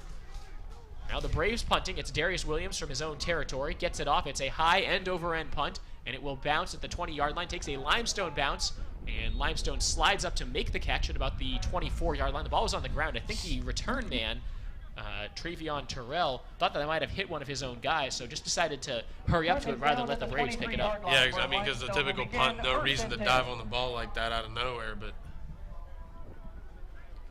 Limestone takes over deep in their own territory. 33 seconds remaining in the half. They're down by 7. They will get the ball to start the second half, and you wonder if they just, with 1 timeout in their back pocket, needing to go 75 yards, if they just don't take a knee here and go to halftime. either that or just run this ball, safe play, draw up the middle. They're certainly not in the take a knee kind of formation. 3 receivers to the left, 1 to the right, shotgun formation, and the quarterback has a running back to his right, and it is number 14, the backup quarterback Harkness, and he takes it near the first down marker off right tackle. Shane Bayham with the carry. We do need to keep in mind, though, we do have 2 plays in this game of 74 and 75 yards for a touchdown, so it's not out of the realm of possibility for Limestone to take this ball to the end zone in a hurry. They'll actually give him the first down yardage. Matt Harkness again in at quarterback. 3 receivers to the left, 1 to the right as they work quickly. Pitch play, left tackle for the running back. He takes it, and he has some room to work. 45-50, pushed out. Gain of 15 on the play for Jaquan Mays. 2 run plays, 2 first downs. I think the Braves were backing off, expecting the pass. Down to 10 seconds left in the first half, and Limestone probably needs to take a shot here. Yeah, and I think if you're Pembroke, you're okay with those pickups. It's still 50 yards with 10 seconds. You have given up 2 big plays in this game, but for the most part, your defense has played a solid football game. Limestone looks to the sideline, making a couple substitutions here. And we'll see who comes on to play quarterback. It is still Harkness. Wonder what happened to Jonathan Clark. I didn't see him take a particularly big hit, but he might be a little bit shaken up. The second guy listed on their depth chart was number 7, Bo Whitney. Play clock down to 1. They get the snap off. 3 receivers straight. This is a Hail Mary play down the right side. Pass broken up and tipped away by Elijah Williams. He cut in, thought about the interception, and couldn't stick a fork in it. You almost had, you mentioned Bo Whitney. We saw him during warm-ups. He's a big quarterback, 6'5", 250, probably bigger than any linebacker on the field right now. You know, and he's got a pretty solid arm, a cannon. So I wonder why we haven't seen Bo Whitney. Braves with 5 seconds left. Limestone has 2nd and 10 at midfield. And the Braves defensively put 3 guys on their own 5-yard line. They are not giving up the home run ball here. Play clock running down to 5. I think Limestone will take a timeout here. We'll leave it here because we're about to go to break. Those 3 guys back along near the goal line for the Braves. It's number 2, Tyreek Holloway, number 10, Matt Thomas Quick, and I believe that's number 32 for the Braves. Actually, I think that's 36. Is it? It could be 26, Rod Butts. Those jerseys can get bunched up at times, especially those guys who are involved in special teams and there's some pushing and shoving going on. Either way, 3 good Braves defensive backs will be all the way back at the back of this formation. The Braves will not be allowing a ball over the top. Yeah, and I don't even think we'll see a ball over the top, honestly. I think we'll see a handoff or a quarterback draw or something quick just to run out the last 5 seconds. Limestone does get the ball at the half. You're only down by 7. You don't necessarily have to score right now. On the other hand, to play devil's advocate, if you're Limestone and you have one of those crazy hook and lateral plays that almost every team has, it's the last game of the season, you're down by 1 score, you don't know if you're going to need it in the second half, you think about pulling it out here. They have 3 receivers all bunched up on the numbers on the far sideline. Those 3 receivers to the right, 1 to the left. And the quarterback is once again Harkness. He drops back to pass, rolling to his right. He backpedals, now tucks, and he is wrapped up and sacked. 2 Braves in there on the tackle. Eris Brooks was the first one to him. And the Braves will head to the locker room with the lead through 30 minutes of play. 21-14 is the halftime score, and Shane, that was a great defensive play to end the first half of the Braves. Yeah, and those long plays take time to develop, which is why the Braves defense was able to get there. When you're running 50 yards, it's going to take you at least 4 seconds to get down to the end zone. So not surprised the Braves get the sack there, but awesome way to end the first half of this football game. 20 minutes on the halftime game clock. Now, if you're watching on the stream right now, on the video feed, you'll just get the sights and sounds of the UNCP band. If you're listening here on the radio, we will step aside for a few minutes and come back with a halftime show. Stick with us. Second half action coming up in a little bit. This is UNCP Braves football.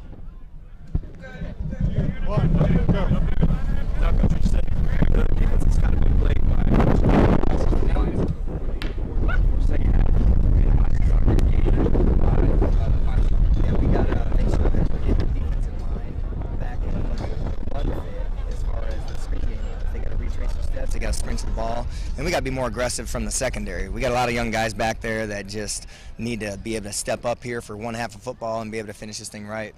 And BJ Bunn went down in the second quarter, and we saw him carted away later on. What's the diagnosis? What happened? I don't know. I think he got twisted up on that long pass down there. A couple guys were on him, and I think they kind of wrapped him up a little bit awkward. He looked a little ginger walking off, so we'll get a check on him at halftime. All right. Good luck, Coach. Thanks. Thank you. Thanks, guys.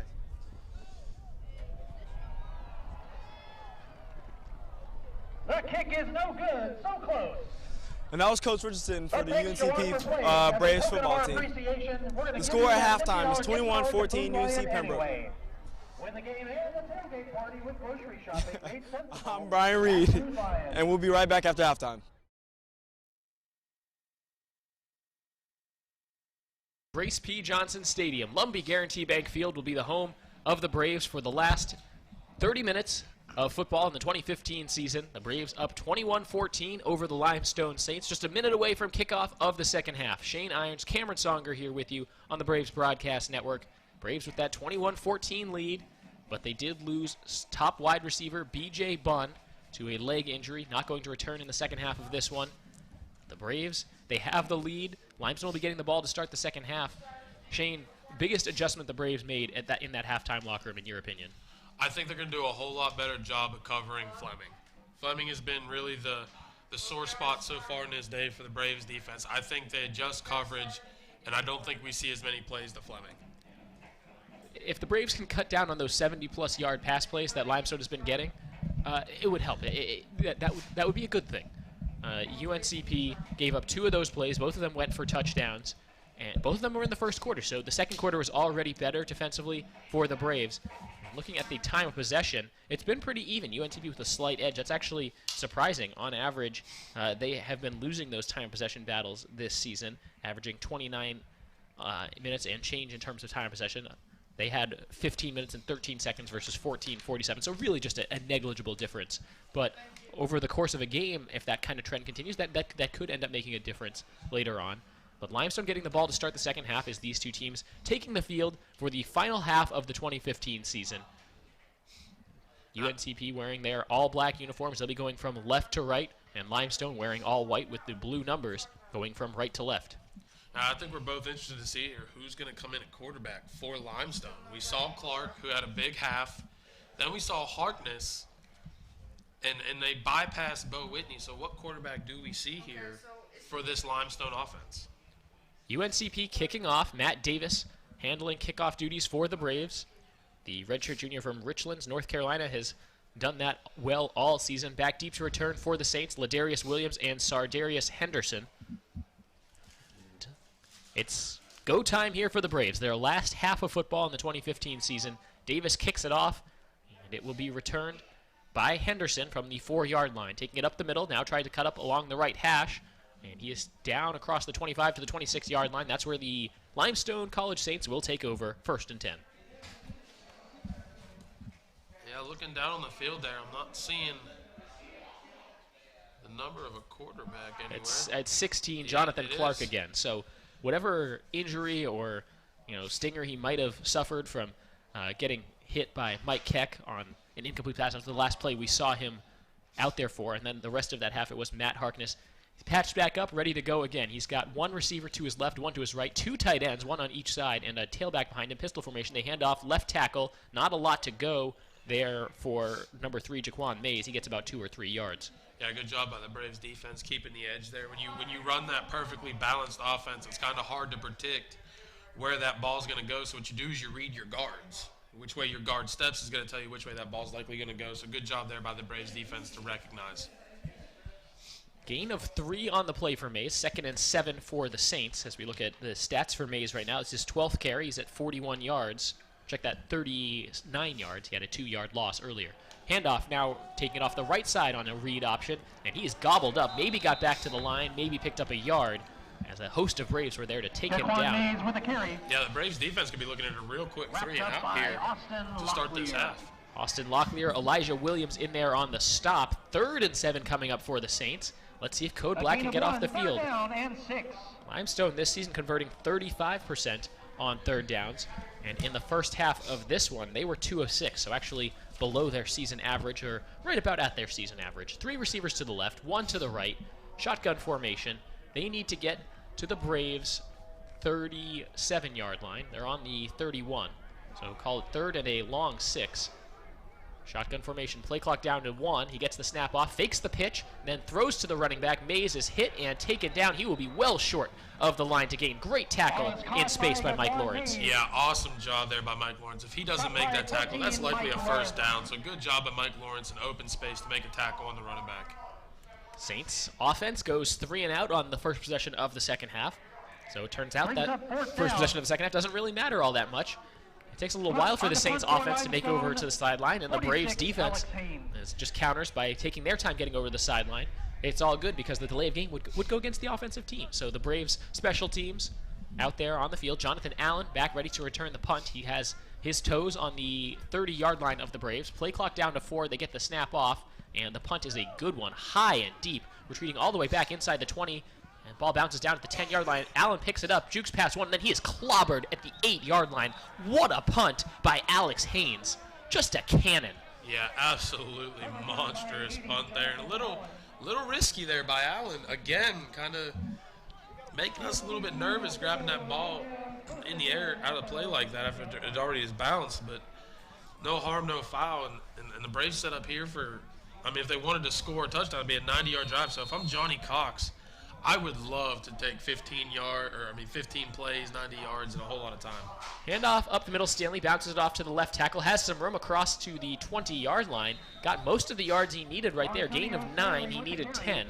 So it brings up 2nd and very short. They'll actually give him forward progress and move the chains. Thought it was pretty close. A great play by the Braves. They're already out of the shadow of their own goalpost. Ball on their own 20. 1st and 10 for UNCP. 12:25 remaining 3rd quarter. And the Braves up 21-14. O'Brien in a pistol formation. 2 receivers to the right, 1 to the left, a fullback and a tailback with him in the backfield. They give it once again to Stanley, juking away around and across the 25 to the 26-yard line. He started going to the left, then went back to the right, then cut back in again. And he's giving his ankles a workout. Yeah, hey, wherever the hole is, whatever gets it done, just get upfield with the football, and he's done that twice now. Good way to start a drive. 2 good, solid runs. Joey Felder making another tackle, his 6th of the day. The linebacker for the Saints has been all over the place. He's making some plays in pass coverage. He's making some plays in run support as well. Gain of 7. Ball on their own 27 for the Braves. 2nd and 3. Under 12 minutes to go now. 3 receivers bunched up to the left, 1 to the right. Shotgun formation. And it's a read option. O'Brien keeps it himself, jukes, and gets taken down hard at about the 30. Nice stutter step, and O'Brien a little bit slow to get up. He's helped up by one of his linemen. Usually we see Andrew Goodman doing the running, but Patrick O'Brien, he got a little shake and bake of his own there. I'm not even sure how many jukes he put together there. It was a chain of jukes. He got the 3 yards, enough for a Braves first down. They've needed 10 yards each time. They've gotten pretty much exactly 10 yards. They started on their own 10. Now they have the ball on their own 30. But 1 or 2 plays to get 10 yards. That's a nice average. Now the Saints showing some pressure on the outside. 4 down linemen. 2 receivers to the left for the Braves, 1 to the right, and a fullback in the backfield. O'Brien looking to the left, completes it to Span, trying to stretch it out to the left side, down the sideline. He picks up 6 yards as he's pushed out of bounds hard into the Limestone bench. Yeah, we knew that was coming at some point. They threw that same pass several times in the first half. We knew at some point they were going to throw that little bubble out to Span there. 9th catch of the afternoon for JoJo Span. That puts him up over 70 yards. He's at 74 yards now for the day. Now the Braves coming out 5 wide. This is that same play. Span uncovered at the bottom of your screen on the right side. Now they finally bring someone out to him. 3 receivers bunched up to the right. Another guy Span all the way along the sidelines. 1 receiver to the left. Screen play complete. Oh, dropped by Morrow. And the whistle comes in a little bit late. That was almost not a forward pass. They were trying to hit the tight end, Zelius Morrow, with 2 wide receivers out in front of him. Trying something a little unorthodox, and it didn't work out this time for the Braves. Yeah, Blair Strajek, number 6, the linebacker for Limestone, was all over that. Even had he caught that ball, I don't think he was going anywhere. So 3rd down, clock stopped with 10:37 remaining in the 3rd quarter. Braves have the 7-point lead, facing 3rd and 4 on their own 36-yard line. 2 receivers to the right, 1 to the left, and the tight end, Morrow, on the left.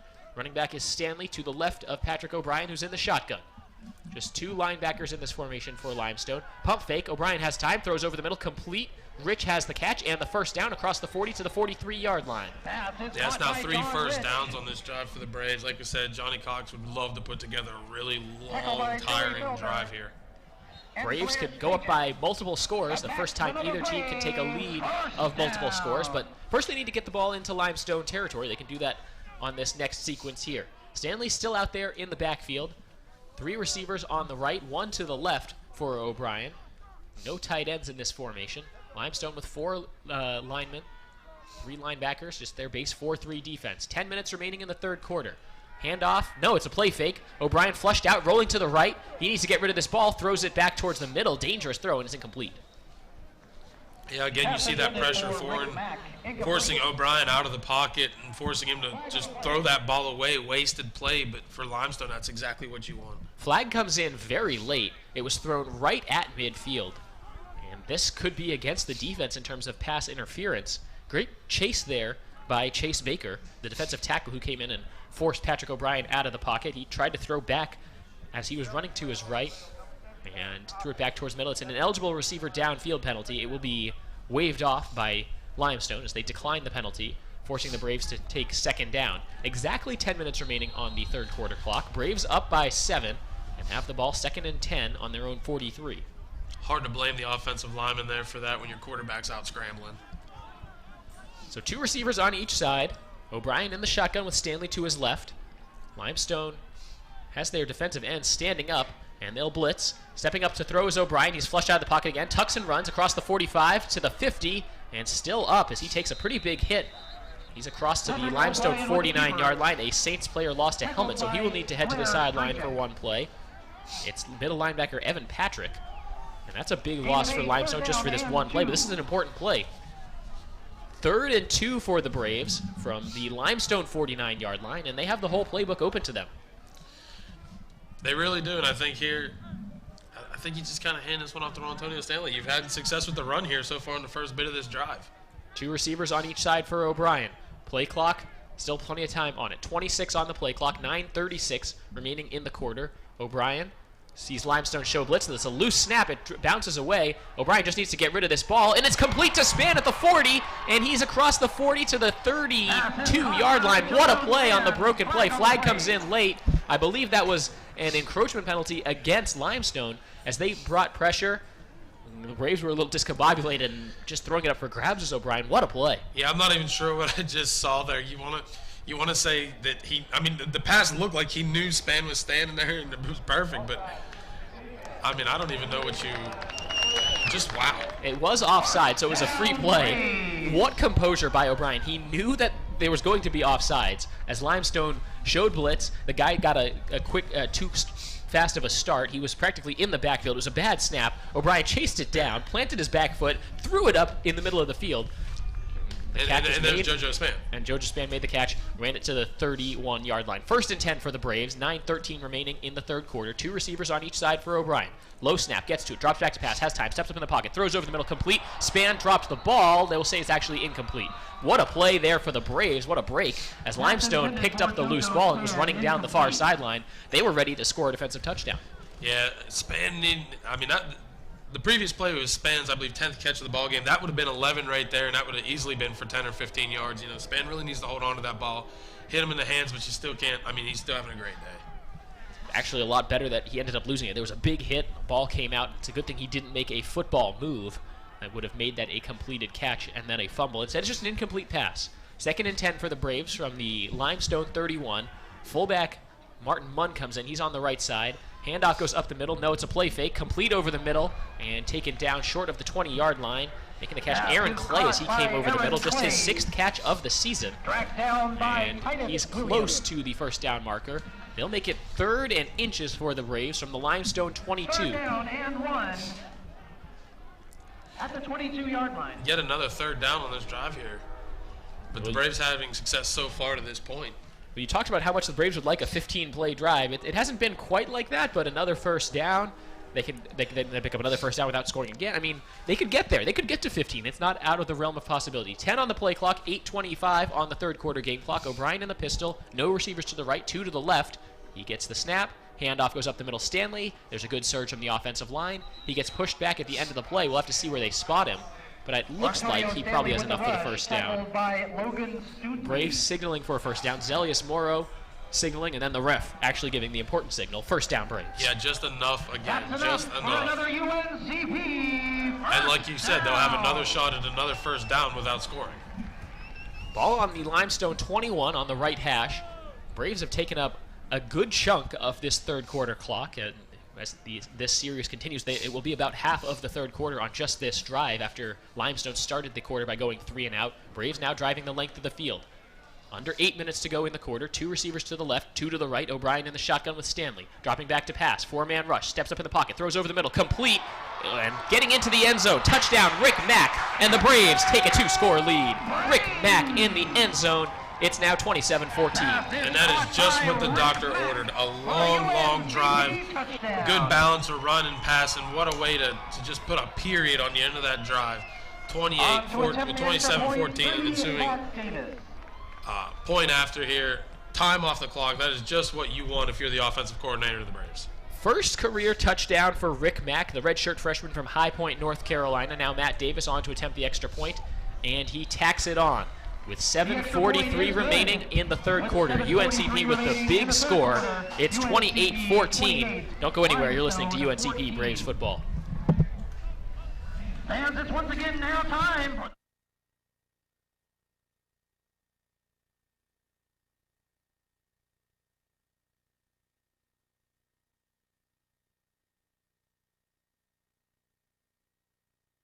You would love a t-shirt.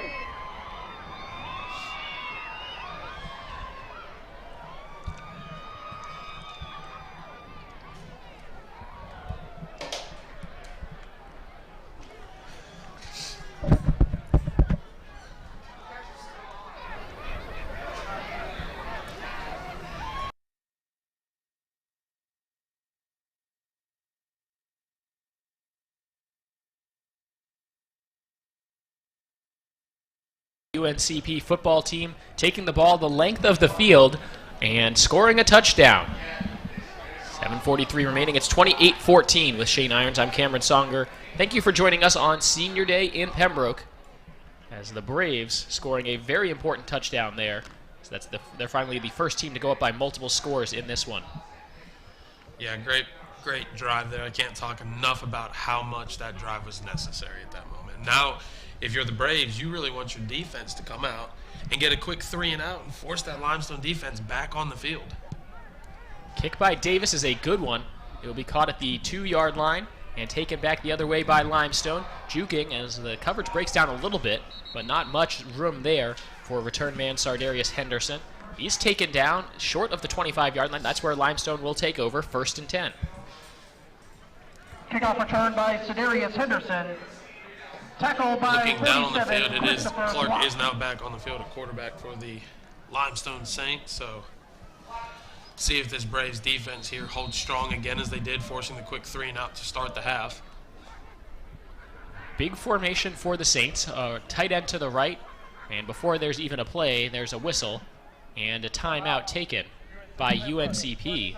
That's surprising. A first charge timeout of the half, and we will take it as well. Back in 30 seconds on the Braves Radio Network.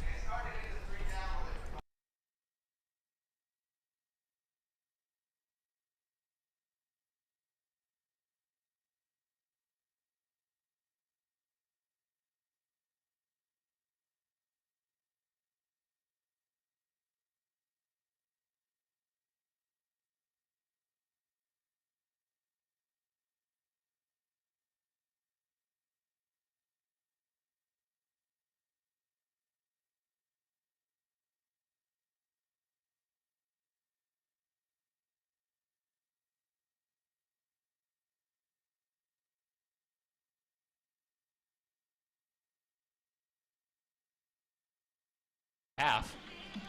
Shane, what do you think was the reasoning for that?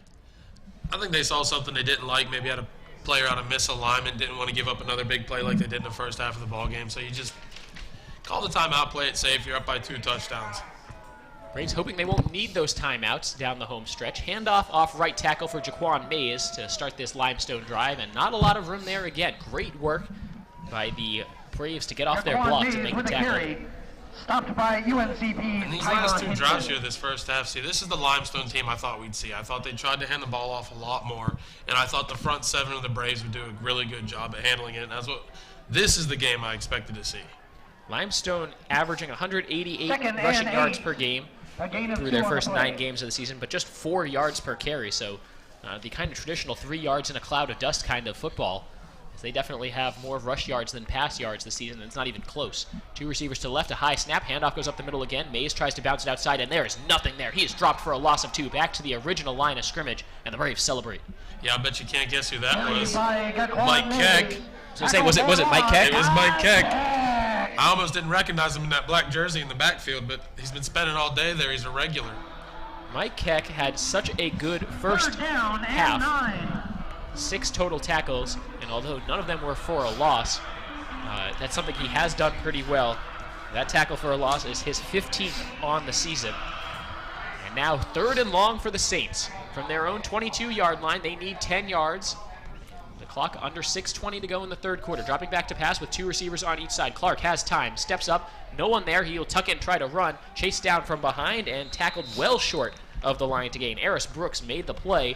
Gain of about 4 on the run for Jonathan Clark, and it's another 3 and out for the Saints. Yeah, and this is perfect. This is absolutely ideal if you're the Braves right now. You get your offense back on the field. You get a tired Limestone defense who just had to deal with a 90-yard drive. You know, we've been saying Eris Brooks' name a lot today.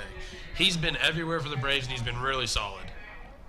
Limestone punting again. Alex Haynes, and we'll see if there's a little bit more respect shown this time by return man number 80, Jonathan Allen.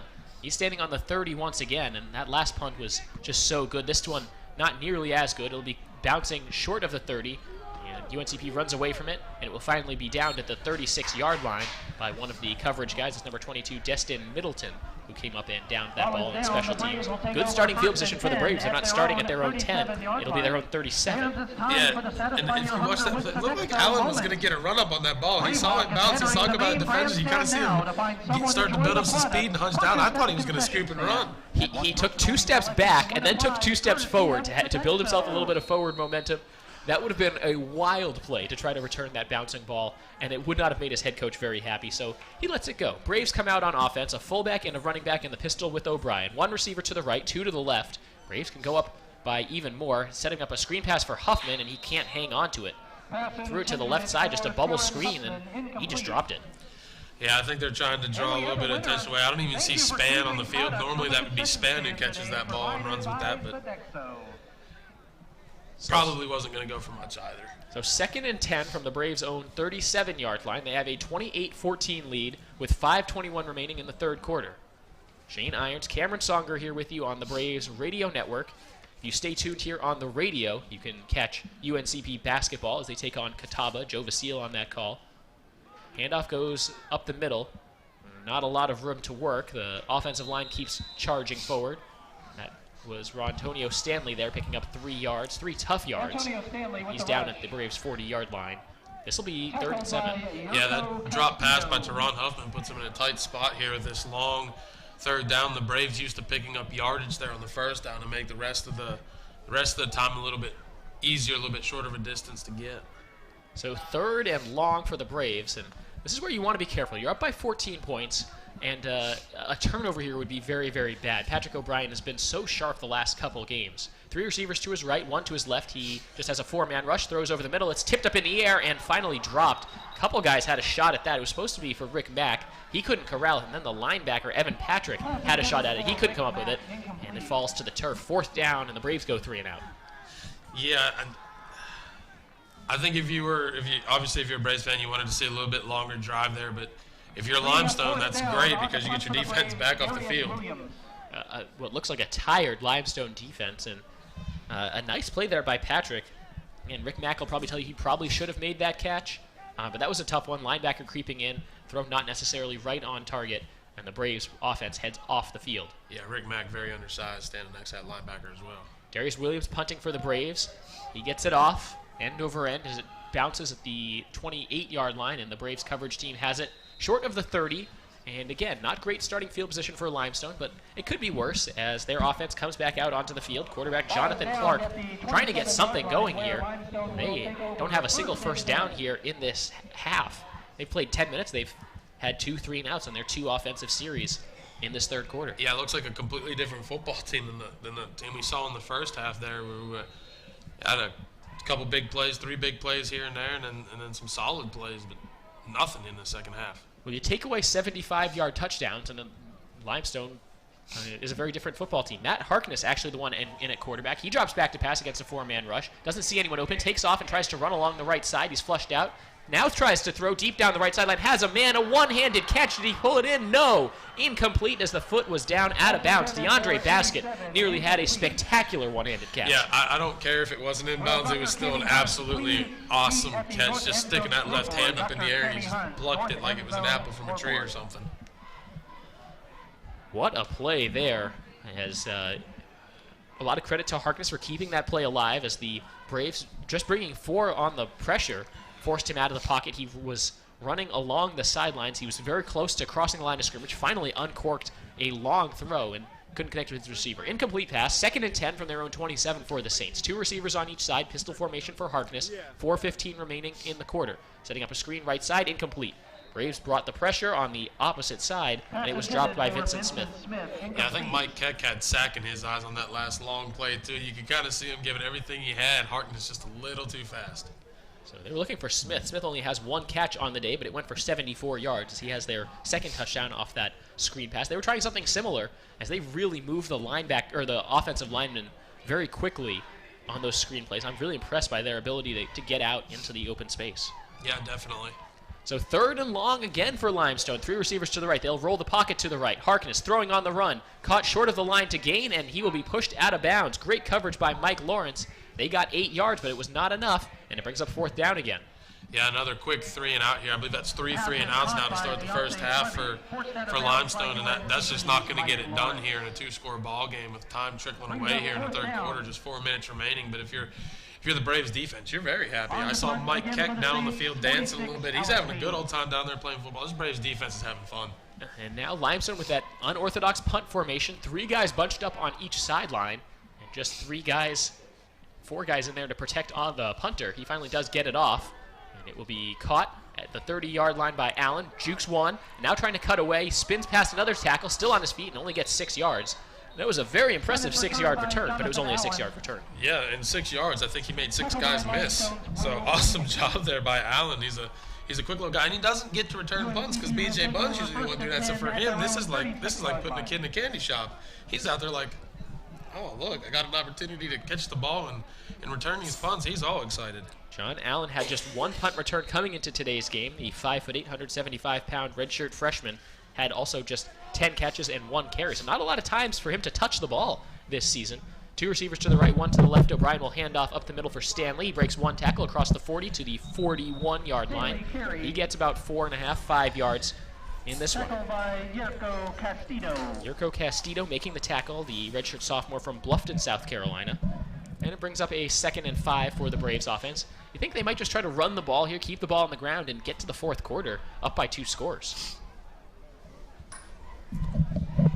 That's a function of running the play clock as well. 3 receivers to the left, 1 to the right. Play clock at 16, and they get the snap off. They will read option as O'Brien is taken down at the 40-yard line. He lost a yard there, tried to go to the left side, and it was strung out well by the Limestone defense.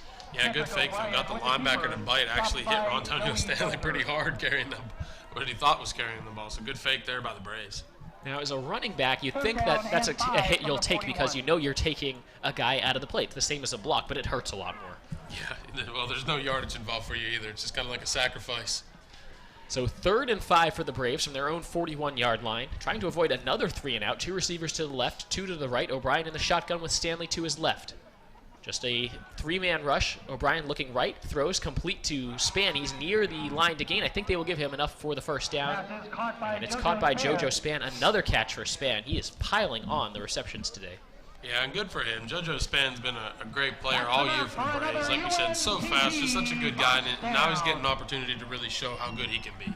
And a nice job by the Braves to convert there. They needed 5 yards. They got about 7 on the completion, so it's a first down. Moves the chains. Clock runs after the ball is set. 2 minutes and 6 seconds remaining in the 3rd quarter. Braves have the ball on the right hash on their own 47-yard line, up by 14 points and trying to go up by more. O'Brien in the pistol, 2 receivers to the left, 1 to the right, Stanley behind him. Limestone showing a little bit of pressure. They back off it. Play action. O'Brien throws right flat complete to Morrow. He spins into Limestone territory, pushed out at the 45-yard line. Yeah, good safe play there by the Braves. You know you're going to get some yardage on it. You know Morrow's probably not going to be covered. So great job there just picking up, making this a quick, short 2nd down. Celius Morrow making just his 8th catch of the season, a tight end who's a great blocker up the field, and they like to try to get him involved in some plays, and that time they finally do get him the ball. 2nd and 1 now. It actually got him up to the 44-yard line. 2 receivers right, 2 to the left. Shotgun formation. O'Brien dropping back to pass. Throws right flat once again. Hit hard, but hanging onto the ball is Rick Mack, and it's a first down catch. Pass is caught by Rick Mack.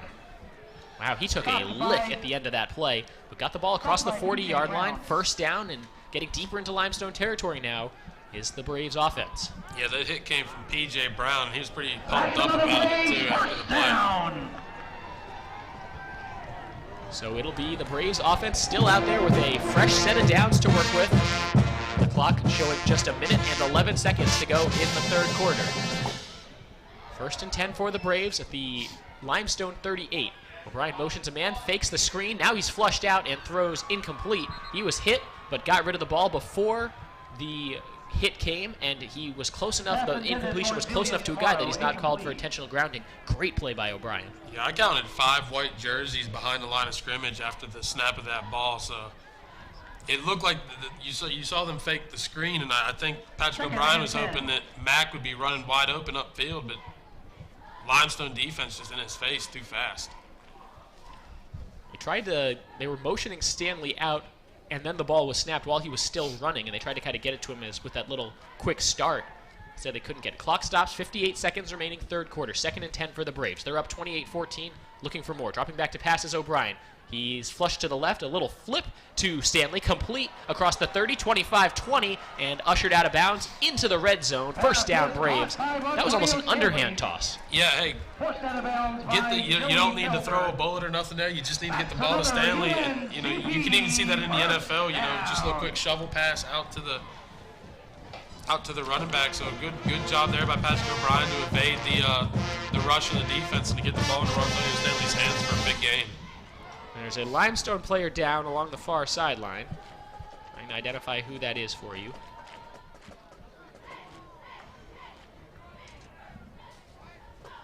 He is helped back up quickly to his feet and will be assisted off the field. Number 51? That's number 51, Logan Studley, a redshirt sophomore from Salisbury, North Carolina.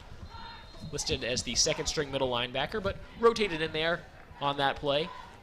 Was in there involved on the stop of Rontonio Stanley. Braves have the ball, and they're in the red zone at the 20-yard line, 1st and 10. 35 seconds remaining. They do need to run one more play here before the end of the third quarter. They're up 28-14, and a score here might really go a long way in putting this one away. Yeah, I agree. If you're the Braves, you scored on the first drive of this half, and you'd really like to score here. 2 receivers to the right, 1 to the left. Tight end Morrow on the right side of the formation as well. Pistol formation. O'Brien drops back to pass, throws over the middle, complete to Huff. Gain of about 6, and he is hit hard, taken down by a host of Limestone players. And that looks like that will be how the third quarter will come to an end.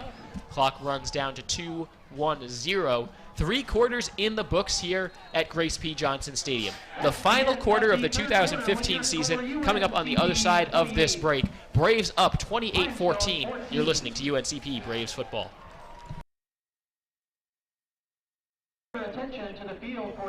With the score 28-14. Please welcome to the field Dr. Michael Menifee, Thomas Family Distinguished Professor. As their season is about to come into a close.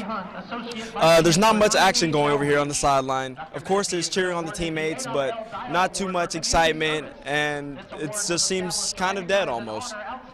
As it goes with BJ Bunn, there's no news yet, but they do believe that it is an ankle injury. They're not sure if it's broken, if there's a ligament torn, or if it's just twisted. As we are about to enter the fourth quarter, the Braves are up 24-14. Now back to you up top.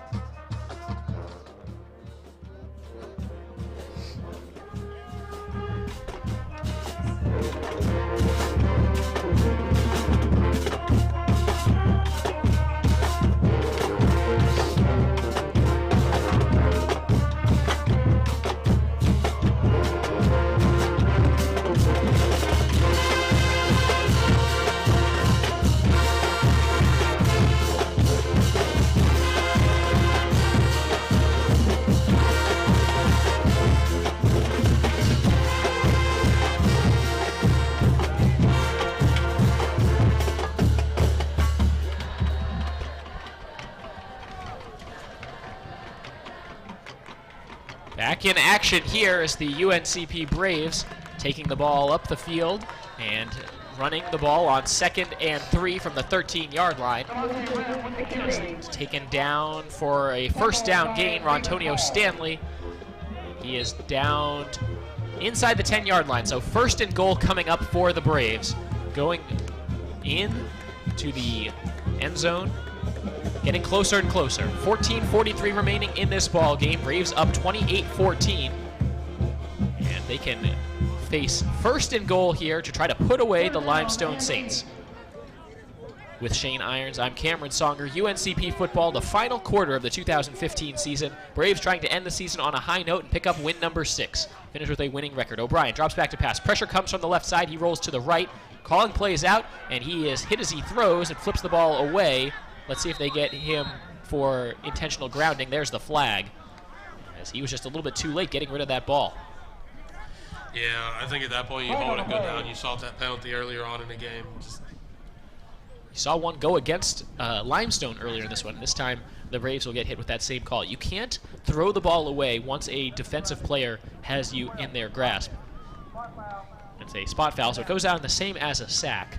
Now, if you were also in a situation where you're inside the tackle box, I believe it's also a penalty on top of that. So it goes down the same as a sack. It drops the Braves way, way, way back. Now at about the 20-yard line here. Still first and goal, or second and goal. They were a little late to change the signal on the board. Second and goal for the Braves. So they're up 28-14 over the Limestone Saints and looking to put this one away. O'Brien with 2 receivers to the left. Morrow, the tight end, also to the left, and 1 receiver to the right. Sets up a screen left side to Span, complete, and his knee was down as he went down to make the catch. So he really only picked up about a yard or 2 on that play. Yeah, the Braves now got to contend with the sun that's starting to shine over the field here. I know we have it coming in the box, so I can only imagine, you know, if you're Patrick O'Brien trying to look down the field and find your receivers. Yeah, it's a serious consideration that UNCP, I think, remember from the beginning of the game, they probably were aware this was going to be something that happened. They lost the coin toss, Limestone deferred, and UNCP chose to be going into the sun in the 4th quarter, meaning they were not looking into the sun in the last quarter, and that may have helped. Either way, 3rd and goal from the 25, 3 receivers to the right, 1 to the left, and the Braves just hand off up the middle to Stanley. He breaks 1 tackle, stays on his feet, gets about 6 or 7 yards inside the 20 to about the 18-yard line. And I believe this will be Matt Davis coming on for the Braves. Yeah, to this point, Stanley having a good game. That's his 18th carry, but we just got the stats for the game so far. 17 to 78 with 2 touchdowns, averaging 4.6 a carry, which is good for a running back. If you average 4.6 yards over 3 downs, that's a first down every time. So, you know, good job there by Antonio Stanley having himself a strong day. Matt Davis on to attempt a 35-yard field goal from the left hash. This would put the Braves up 31-14. Snap is down, the kick is up, and it's end over end, and it's good. Matt Davis with a 35-yard field goal. He's now 9 of 11 on field goals this season. 12:50 to go in this game. UNCP pushes this lead to 17. It's 31-14, and we'll be back right after this. You're listening to UNCP Braves football. And basketball season tickets are now on sale. For just $70, you can have a reserved chairback seat to every men's and women's home basketball game. For more information, visit uncpbraves.com/tickets.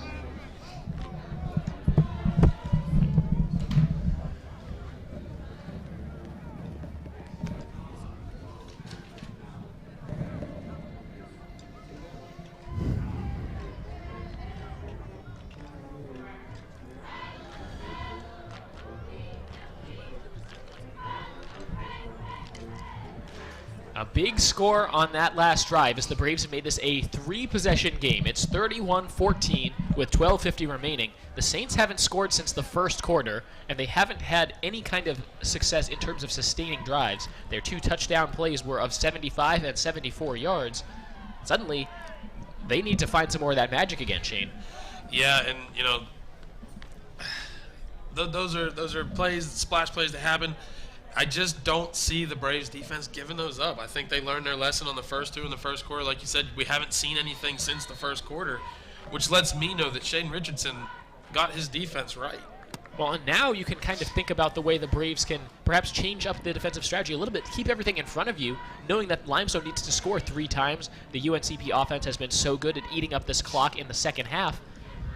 Even if they do score, even if they are able to sustain a drive here and score, they might run out of time. Kickoff fielded by number 42, Darius Williams, and he has plenty of room, juking across to the 35, hit from behind and falling forward to the 39-yard line. The best return of the day for a Limestone Saints player off the Matt Davis kickoff.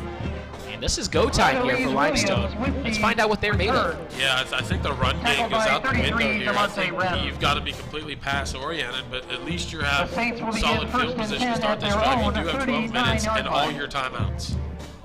12:42 to go. It's 31-14 Braves, and the quarterback for Limestone is number 14, Matt Harkness.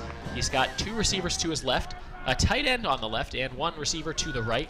Braves with 4 linemen, 3 linebackers, and 4 defensive backs.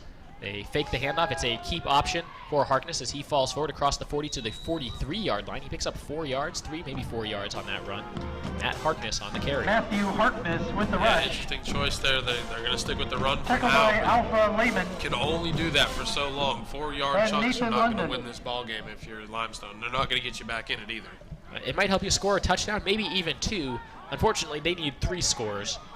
So it's 31-14.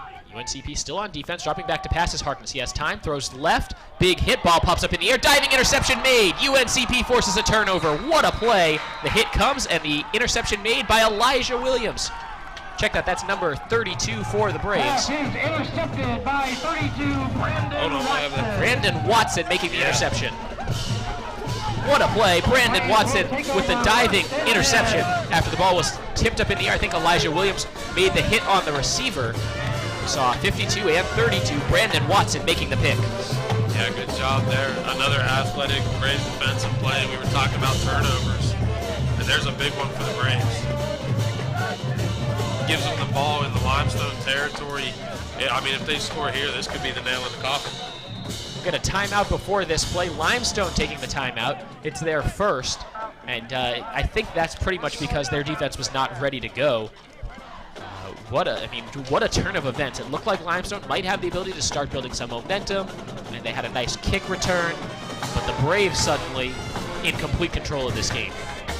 Yeah, and I mean, like I said, what more can you say now? I mean, if you're the Braves, you just kind of, I'm not going to say coast here, but you just kind of hand the ball off, eat up clock. You know, you're not in a rush. You don't need to drive the field quickly. You don't need to have any big major play if you're on offense. You just kind of need to sustain a drive.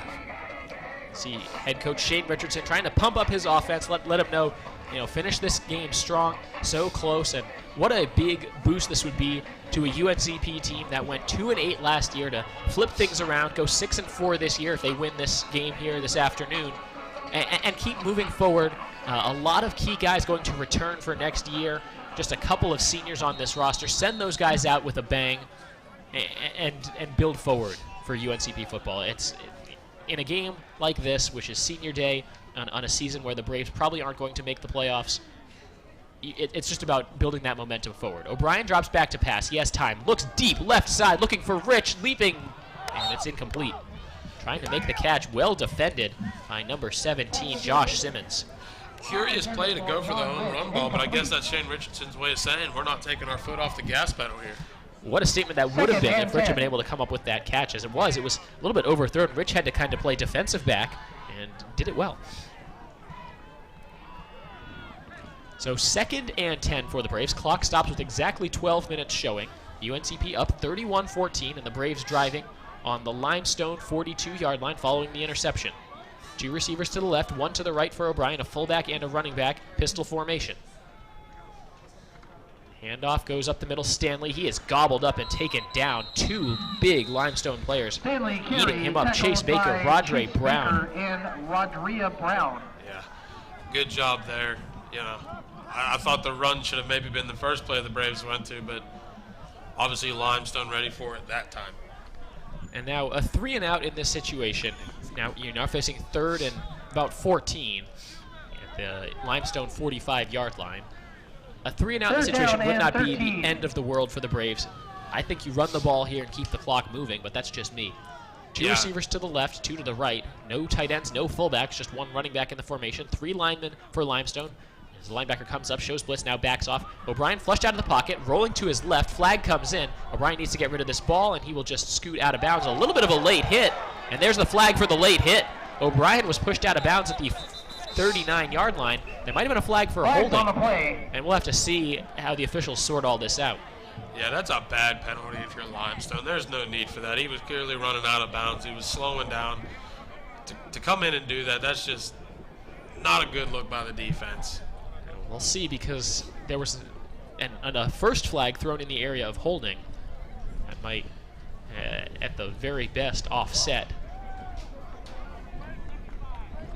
The late hit happened right in front of the Braves bench, so Shane Richardson will get his opportunity to get the official's ear. And now the head referee will make the call. 72, offense. That's a 10-yard penalty for the free spot. Then after the play, we got a personal foul, late hit, number 92. 15-yard penalty, automatic first down. Exactly what we thought. The hold doesn't matter because there was a late hit, which is a personal foul, and an automatic first down. So not a ton of actual yardage changing hands. The Braves net 5 yards from the initial line of scrimmage, but importantly, it goes from being 3rd down to 1st down. Yeah, and talking about shooting yourself in the foot. you had the Braves there, you had the holding call, but then you come in and you deliver a late hit. Give them the automatic first down. That's just sloppy play here in the fourth quarter. Limestone can't afford that here if they want to come from behind and win. Braves have 1st and 10 from the Limestone 40-yard line. First down, and they will try to stretch it out with Span, and he is shoved out of bounds at the 43-yard line. Caught by JoJo Span. It's technically a pass play as they did that little sweep, and it was a Raymond loss Hall. of 3 yards. So the pass was completed to Span on the jet sweep. Yeah, good. So 2nd and 13 coming up for the Braves. They keep moving backwards, but there was the big penalty against Limestone that brought up first down. Clock continues to run. Also 10:35 4, remaining in this game. UNCP up 31-14. Now 2nd and they'll call it 14 coming up. Braves need to get it to the Limestone 30. O'Brien all alone in the backfield. 3 receivers to the left, 2 to the right. I think up by this margin, you just run the ball, but they're coming out looking to pass. 4-man rush. O'Brien throws short, complete over the middle. Trying to set up a middle screen. Not a lot there. Taken down short of the 40. Ball comes out at the very end. Limestone seems they have fallen on it, and they did. Pass was complete to John Allen. He tried to keep his feet moving, and Limestone forces the turnover on the fumble. 2nd time that's happened to the Braves today. First one was against B.J. Bunn. Fumble on the play, recovered If you're by Limestone, that Limestone. kind of voids your late hit call. So, I mean, big boost there for the Limestone defense. And now, with 10 minutes remaining, your offense gets a chance to go out there. Still not out of reach, but you got to score in a hurry, which we have seen them do today. Yeah, that's the one thing they have done nicely on offense is score on big plays. 1st and 10 from their own 48, throwing a screen left side complete. They had to catch it short of the line of scrimmage. I don't think he got back to the line of scrimmage. They did hit Deontay Fleming, and I think he lost a yard. Yeah, the Braves weren't going to fall for that again. They scored on a similar play, screen play like that earlier on in the ball game, and the Braves defense was all over it that time. They did line up with 3 receivers to that side, so they had other bodies out there as they tried to move some linemen too, but the Braves just sniffed it out. Now 2 receivers to the left, 2 to the right. Dropping back to pass is Clark. He has time, looks left, overthrows his intended receiver, and the pass goes into the Limestone bench. They were looking for number 40, Bo Strimpfell. That's incomplete. 3rd and 11 coming up for Limestone. Clock stopped, 9:37 to play in this one. Limestone down by 17 points. They need some points, and they need them a couple minutes ago, Shane. Yeah, they really did. And 3rd and 11, you really need the first down here. They really haven't had much success at all. 2 receivers on each side. Dropping back to pass is Clark. He has time. Now we'll try to tuck and run. He is hit and taken down, sacked on the play. And in the bottom of that pile, Marquin Hill in ease. And looks to the sideline, and then a big chest bump for a big number 93. Yeah, I think they're going to punt the ball here, but I mean, what do you think? You come here, do you think this is 4-down territory? I mean, you're down by 3 scores. You only have 9 minutes to go. And you've kind of shown a lack of ability to stop the UNCP offense in the second half. I think this is 4-down territory, but Limestone's head coach Bobby James seems to disagree with me. He will punt the ball away with 9 minutes remaining. Mike Keck also was involved in that sack, so he finally has half a sack in this one. Punt gets off and it's high end over end. Fair caught called for and made by Allen at about the 23-yard line. I like that good, responsible decision by Allen. That's the best punt we've seen him field today.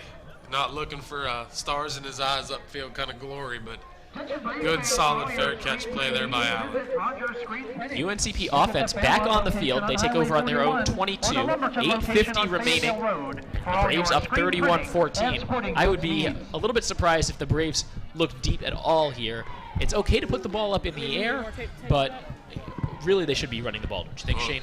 Well, I mean, I obviously agree that we should be running the ball, but I mean, with what we've seen on the last couple possessions, I think it's highly likely that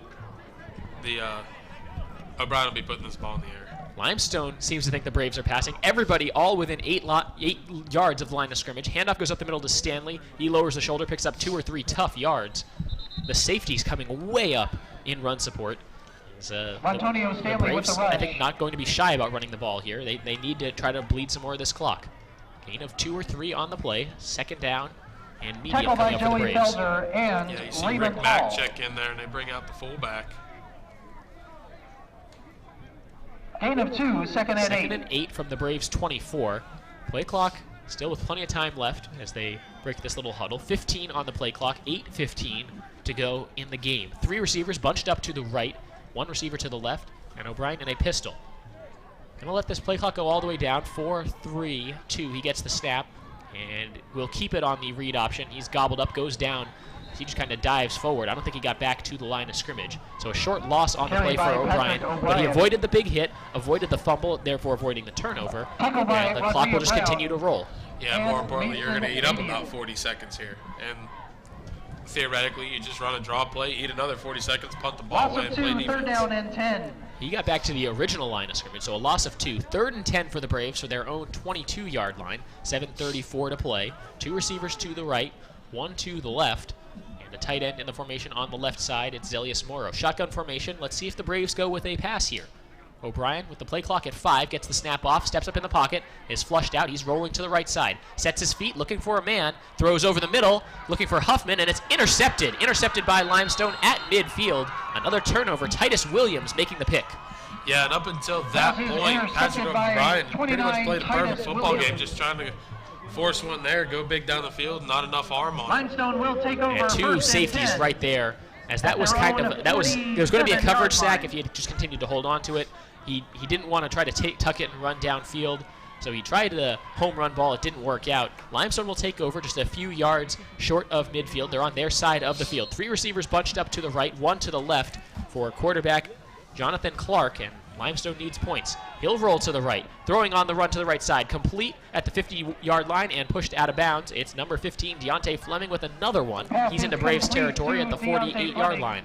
Yeah, good play call there by Limestone offense, throwing towards the sidelines. You get out of bounds, you stop the clock, and you get to reset for another play. Gain of 6 on the play. Gain of 6, so 2nd and 4. They need to get it inside the Braves' 44-yard line. Clock runs now 7 minutes as they're trying to set up a screen, throwing over the middle to Fleming. It bounces around, it's intercepted. Holy cow, the defensive tackle making a pick, and he'll be piled on by his teammates. Wow. I'm trying to see who that was. It kind of just popped up, came out of nowhere, and he just kind of snatched it. And the Braves sideline is as fired up as I've seen them all year. It's number 96, Ed Hopper. Ed Hopper, 6 foot, 330 pounds, and he has an interception. Yeah, and that's why the sideline is fired up. Ed Hopper with the interception. What a play. All right, well, we've seen lots of things we didn't expect in this game. If you had given me odds on Ed Hopper interception, I would have laughed at you for even trying to make odds on something like that. Right? What a game.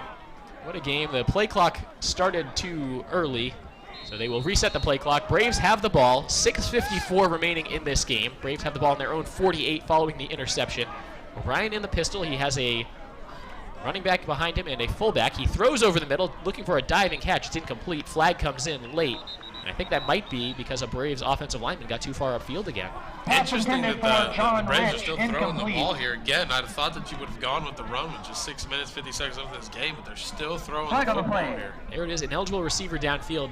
I think the logic behind that, Shane, might be that Limestone is absolutely keying in on the run, and so that was essentially a slant, and with so little safety support coming in on the pass, all the safeties creeping up on the run, you catch the slant. It's usually a pretty high percentage pass, and then you can break it and try to just score and really get this stadium going bonkers. Instead, it's an incomplete pass. Clock stops 6:50. You go for something like that following an interception, I think. It's not a home run ball. 2nd down and 10 from the Braves' own 48-yard line.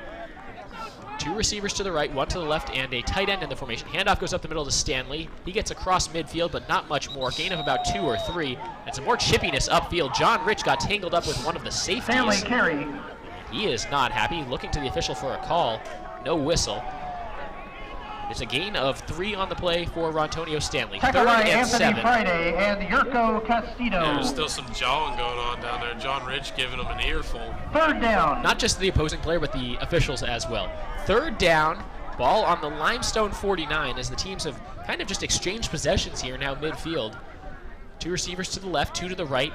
See if the Braves just run the ball again and then try to punt it and pin Limestone deep.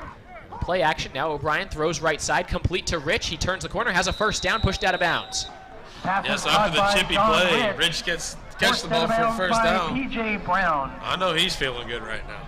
Fortunately for Limestone, it was the other cornerback guarding him. He was drawing with Josh Simmons, made that catch against number 33, Joey Felder, actually an outside linebacker. They actually mark him short of the line to gain. 4th and 1 at the Limestone 43-yard line. They need to get it to the 42, and on comes the punting unit. I thought he stretched the ball forward for a first down. I thought he was there as well. And, you know, if I'm Shane Richardson, you know, I've handled the Limestone offense very well. I don't know why I'd give this ball to Antonio Stanley, see if he can pick up the yard. Or bring Andrew Goodman in and just have a QB sneak and just, you know, just try to move the pile a couple inches. Play clock hit 0, so it's a delay of game against the Braves. As Limestone also had trouble getting their personnel on the field. I don't know about that. I think some of the blame there goes to the officials for not being clear that that was actually 4th down. I think the way the Braves were looking at that, they thought it was 1st down. Maybe the officials did make it clear and the Braves just weren't paying attention, because we certainly thought it was a 1st down. Williams on to punt. He'll be punting from his own 40. Gets it off after token pressure from Limestone. Fair caught at the 20-yard line, so no return there. Checked at the 10-yard line by number 23. That's Dexter Jackson making that fair catch. And a long way to go here for Limestone. 5:30 to play in this one. They're down by 17 points. They haven't had any ability to move the ball in the second half, really whatsoever. And you know, you hate to say this one is over, but Shane, they need to do something different. Yeah, I mean, you would have to really, you would need more of those 74, 75-yard touchdown plays right now for this game to turn itself around at this point. 3 receivers to the right, 1 to the left, shotgun formation, throwing from his own goal line over the middle, complete. And a gain of about 6 for the quarterback, Jonathan Clark, as he hit number 8, E.J. Vanderpew, the redshirt sophomore from Gastonia, North Carolina. He makes his 12th catch of the season, first time we've called his name today. Yeah, Limestone going to the pass now. I think it's a little too late at this point. I think you needed to start a couple drives ago. 2 receivers to the right, 2 to the left. Game clock continues to run as we hit 5 minutes remaining in this 4th quarter. Play action, throw to the right side. Was that caught on the screen? Wide receiver went to his rear end, and it'll be a loss if he actually did hang on to that ball. Deontay Fleming should have just let that fall. Yeah. He lost 3, maybe 4 yards there. Brings up 3rd and long for Limestone, and more importantly, the clock continues to run. Absolutely, and then you said you're in a 3rd and long situation in the shadow of your own goalpost there. 3 receivers to the left, 1 to the right. They'll roll the pocket to the left. Tucking and running, breaking 1 tackle. Now hit from behind. Ball comes out. Limestone falls on the fumble. Jonathan Clark got walloped from behind. And the ball actually rolls forward for a gain of about 1 or 2. Good job by one of those receivers to actually fall on the ball. Yeah, this Braves defense is just swarming here in the second half of this football game. Just absolutely all over the place. 2 interceptions and now a forced fumble.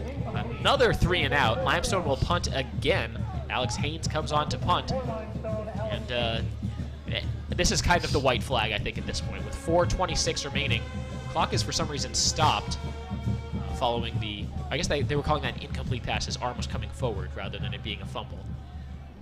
Punting from his own goal line is Haynes. Braves, a little bit of pressure coming after it. Now, fair catch called for and made at the Braves' 46-yard line. Nice job there by the return man, John Allen. And Braves get the ball back. 4:19 to play in this one. Braves don't even have to run out this whole clock here. They can just run the ball up the middle a couple times and punt again. Limestone, they're basically, there's not enough time left on the clock for them to come back in this. Yeah, and if I'm seeing correctly, that's Andrew Goodman down there, which is pretty indicative of the run. A lot of guys who are not the key players for the Braves. A little bit of a second string kind of look out there for UNCP. Cliff Jones is the running back out there with Andrew Goodman, the quarterback. 2 receivers to the left, 1 to the right. Handoff will go up the middle for Jones. He lowers the shoulder, gets across the 50, and a nice 4-yard run there for Cliff Jones. That's harder to do when the defense is totally expecting it. Yeah, pretty much. And like you said, when Andrew Goodman comes in, I mean, you can pretty much just, okay, they're going to run the ball. Everybody, let's crowd the line, fill the box, and stop the run. But see, the good thing about that is now me and you, we get to talk for about 26 seconds before the next snap. It certainly is nice. And what I'll say about that, about creeping in too much near the line and too much near the middle, is that Goodman is still a quarterback. He can still throw the ball. And when you give him kind of a read option of either give it up the middle or stretch it out wide, so this time he will give it up the middle again. A Limestone helmet comes off at the end of the play. It's about a 2-yard run for Cliff Jones as he just moves the pile forward. Limestone can't just bring everybody into the middle of the line because there's a chance that Goodman sneaks out and can either run or pass on the outside. Tackle by Anthony Friday. Martin Munn looks like he's going to check in as well as... Cliff Jones will check out. DeMonte Rem will come on and play tailback. First time we've seen him today. He didn't play last week against Kentucky Wesleyan. He has 27 carries on the season. A guy who was used a lot more early in the season. His carries have kind of tailed off at the end of the season. Play clock at 15, game clock at 3:12. UNCP up 31-14. Just looking to ride this one out against the Limestone Saints. Read option as Goodman will keep it. He'll try to lower the shoulder. He dives forward. He might have got enough to move the chains. Yeah, it's going to be real close. Andrew Goodman with the rush. They will say fourth and about a yard here. He was short. He kind of stuck the ball out. You worry about that sometimes, especially with your quarterback. Now looking to the sideline, and looks like the Braves will make the change and bring on the punting unit. Again, I think if this is not a 17-point game, if it's a close game in the coming down the home stretch, you go for it, and that's a situation that you are pretty sure you can get the yards. But up by 17, no reason to give the other team any momentum. Go ahead and punt the ball, force them to play a long field. I think it's probably the right call. Yeah, it's just kind of hangout mentality at this point. Get the ball away and play defense. High punt, fair caught at the 8-yard line this time. The Braves, when you're punting from opposing territory, you certainly hope to be able to pin them deep, and that's exactly what Darius Williams did. Limestone takes over. 2:14 to play in this ball game. Home stretch of the 2015 season. The very last couple minutes of the last quarter of the last game. Braves looking to hold on, win, and improve to 6-4 on the season. Yeah, and at this point, it's keep everything in front of you, and you start looking and building towards next season if playoffs are not an option. Definitely don't give Limestone anything to celebrate on your field on senior day. Handoff up the middle, nothing there. Flag comes in. I'm not sure why Limestone isn't throwing the ball here either. That was Jaquan Mays who tried to take it off left tackle, and the Braves just gobbled it up. Yeah, like you said, I think at this point it's a white flag mentality. They're just trying to run the ball themselves and maybe get that bus ride back home. Yeah, UNCP, I think there was reasons to be nervous about this team as Limestone was closer against Catawba, a team that UNCP lost to, and actually beat Kentucky Wesleyan, a team that UNCP lost to. Even though Limestone is a 2-7 team and just a second-year program, there were reasons to be nervous about this game. But the Braves have really stepped up. That was a personal foul. I believe that was a face mask on UNCP defense, so a 15-yard penalty. Limestone moves up to the 24-yard line. They will play fake the handoff. Now stepping up in the pocket. Keck trying to chase down the quarterback. Can't do it. He tucks and runs and falls forward to the 30-yard line. Gain of 6 on the keeper by Jonathan Clark. Yeah, and like you said, the 2-7 record, but this is a much improved Limestone football team. They look better today than they did last year, and I'm sure they'll look better next year than they did today. Young football team with a lot of potential. So, just keep in mind, second-year program, don't take nothing from them. UNCP looking to hold on and win on senior day. Throwing left side, complete along the sidelines. An impressive diving catch and keeping a foot down. That's number 87, DeAndre Baskett, making the catch. I think Keck's starting to get frustrated. That's 2 sacks. He was so close to it. I think he's starting to get a little bit irritated down there. He sensed, I think he needs 2 sacks. He got a half in this game so far. He needs 2. And if you're going to get him, this is the drive to get him all. Last 90 seconds of the 2015 season. 3 receivers to the right. Limestone dropping back to pass. Clark has time. He's flushed out. Needs to get rid of it, and he does. UNCP chases him down. That was number 56, Eris Brooks, who finally had his hands up in the face of Clark. And you see a lot of hands on the hips for UNCP's defensive line. They're tired. Everybody's tired. It's been a long day. It could be worse. It could be warm. But the temperature's been about 60 degrees. It'll be a personal foul against the Braves. Another dead ball foul against UNCP. Another 15 free yards for the Saints. Yeah, and it doesn't really hurt the Braves too much, but you don't want to see that to end your season. You don't want to end your season on penalties. It leaves kind of a sour taste, especially if Limestone was able to cash those in and march down the field and score, which now with that penalty they move into Braves territory. A minute 20 to go. They have the ball on the Braves' 48-yard line. Jonathan Clark and the Limestone Saints just looking to add a touchdown for some momentum. They're down by 17. Stepping up to throw. uncorks a deep ball down the right side, caught out of bounds, short of the 20-yard line, but a big gain there for Deontay Fleming. And another near sack by Mike Keck. Ran out of bounds by Jonas Johnson. Jonas Johnson finally does run him out of bounds. So a gain of another 20 plus. It takes him down to the UNCP 23-yard line. 25-yard pass gives Fleming now 157 yards on this game through the air. Game clock stopped at 1:14. UNCP up by 17. Clark dropping back to pass against a four-man rush. Has time, steps up, throws over the middle, and it's caught. What a play. Had a defensive Brave player hanging all over him. E.J. Vanderpew able to hold on. Yeah, Clark looking pretty good here on this drive. They needed this entire second half. They're really only getting it at the very end. The clock will stop with 1:07 as they move the chains. First and goal for Limestone at the 10-yard line of the Braves. Two receivers on each side for Clark. He drops back to pass, throws over the middle. Oh, Braves player had a chance to intercept. Tyler Threat had his hands up, but it was a very high throw. Incomplete as it bounces out the back of the end zone. And we're under a minute to play in this one. This is just about making a statement here for Code Black defensively, and UNCP will take a timeout to talk this over. Shane, we'll leave it here as the final minute about to take place of this 2015 season. It's a lot of mixed feelings, I think, going on for these seniors out there. Obviously, Mike Keck would love to get 2 more sacks and break this overall school record. For the non-seniors out there on the field, it's about finishing strong and building some momentum while also honoring those seniors by getting one last stop. Yeah, I think if you're the defense here, you really just want to. You don't want to let them score at the end of the game to end your season. You kind of just want to. You know, you've had such an exciting second half, 3 turnovers. You really would like to end on a high note and really start looking forward, to building towards next season and sending your seniors off with something to remember. It's been a gorgeous afternoon for football all day in Pembroke, North Carolina. Temperatures in the low 60s, a pretty steady breeze blowing from right to left across the field, and not a cloud in the sky. The sun shining brightly, casting some long shadows at the end of the fall. This has really been the only game hosted at Grace P. Johnson Stadium this year where you've been like, oh, this is football weather. This is a fall kind of day. We had a couple of night games in September and early in the season where it was warm. The last home game was against West Virginia State on Halloween. It was unseasonably warm, about 70 degrees. This is football weather. This is what it's all about. Football on Saturday afternoon in the South. Clark flushed out of the pocket. He will tuck it and try to run. He tries to stretch the ball forward. They might actually give the sack there to number 92, Tyler Hinton. He might have lost about half a yard.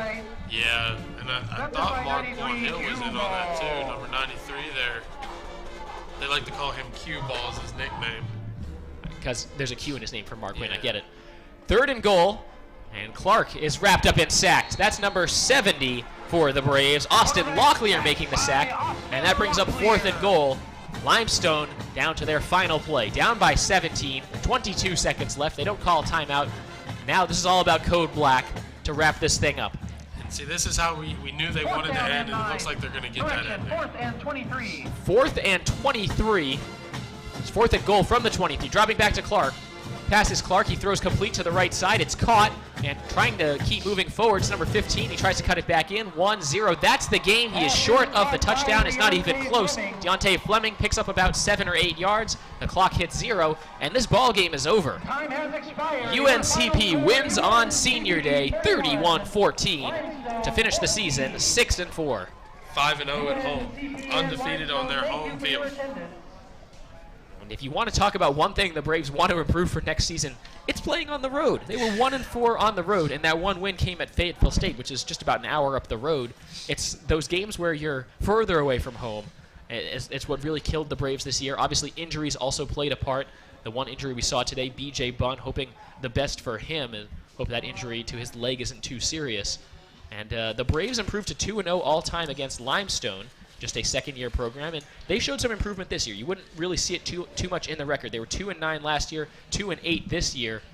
As these two teams, a lot of respect, a regional rivalry. Shane, the Braves, after looking a little shaky defensively to start this one, your final thoughts on how they finished this one out? Absolutely tremendous. That was a much improved second half. Great defense. 2 turnovers, the forced fumble. You're everywhere. You're making tackles, 3 and outs. That's exactly the kind of defense that the Braves fans expect, and I think that Shane Richardson expects absolutely phenomenal defense. That will wrap things up for the 2015 Braves football season at Grace P. Johnson Stadium. The Braves winners on Senior Day, 31-14. If you're listening on the radio, stay tuned. Joe Vasile standing by for the call of UNCP men's basketball to take on Catawba. And then also on the radio tomorrow afternoon, UNCP women's basketball, 2 p.m. tip-off against UNC Wilmington as we move from fall sports season in Pembroke to winter sports season. Braves football team sending the fall season off with a victory, 31-14. And that's it for UNCP football here today. For my broadcast partner, Shane Irons, our sideline reporter, Bryant Reed, and our entire crew producing UNCP football all season, this is Cameron Songer saying thanks for watching, thanks for listening, and have a great rest of your day.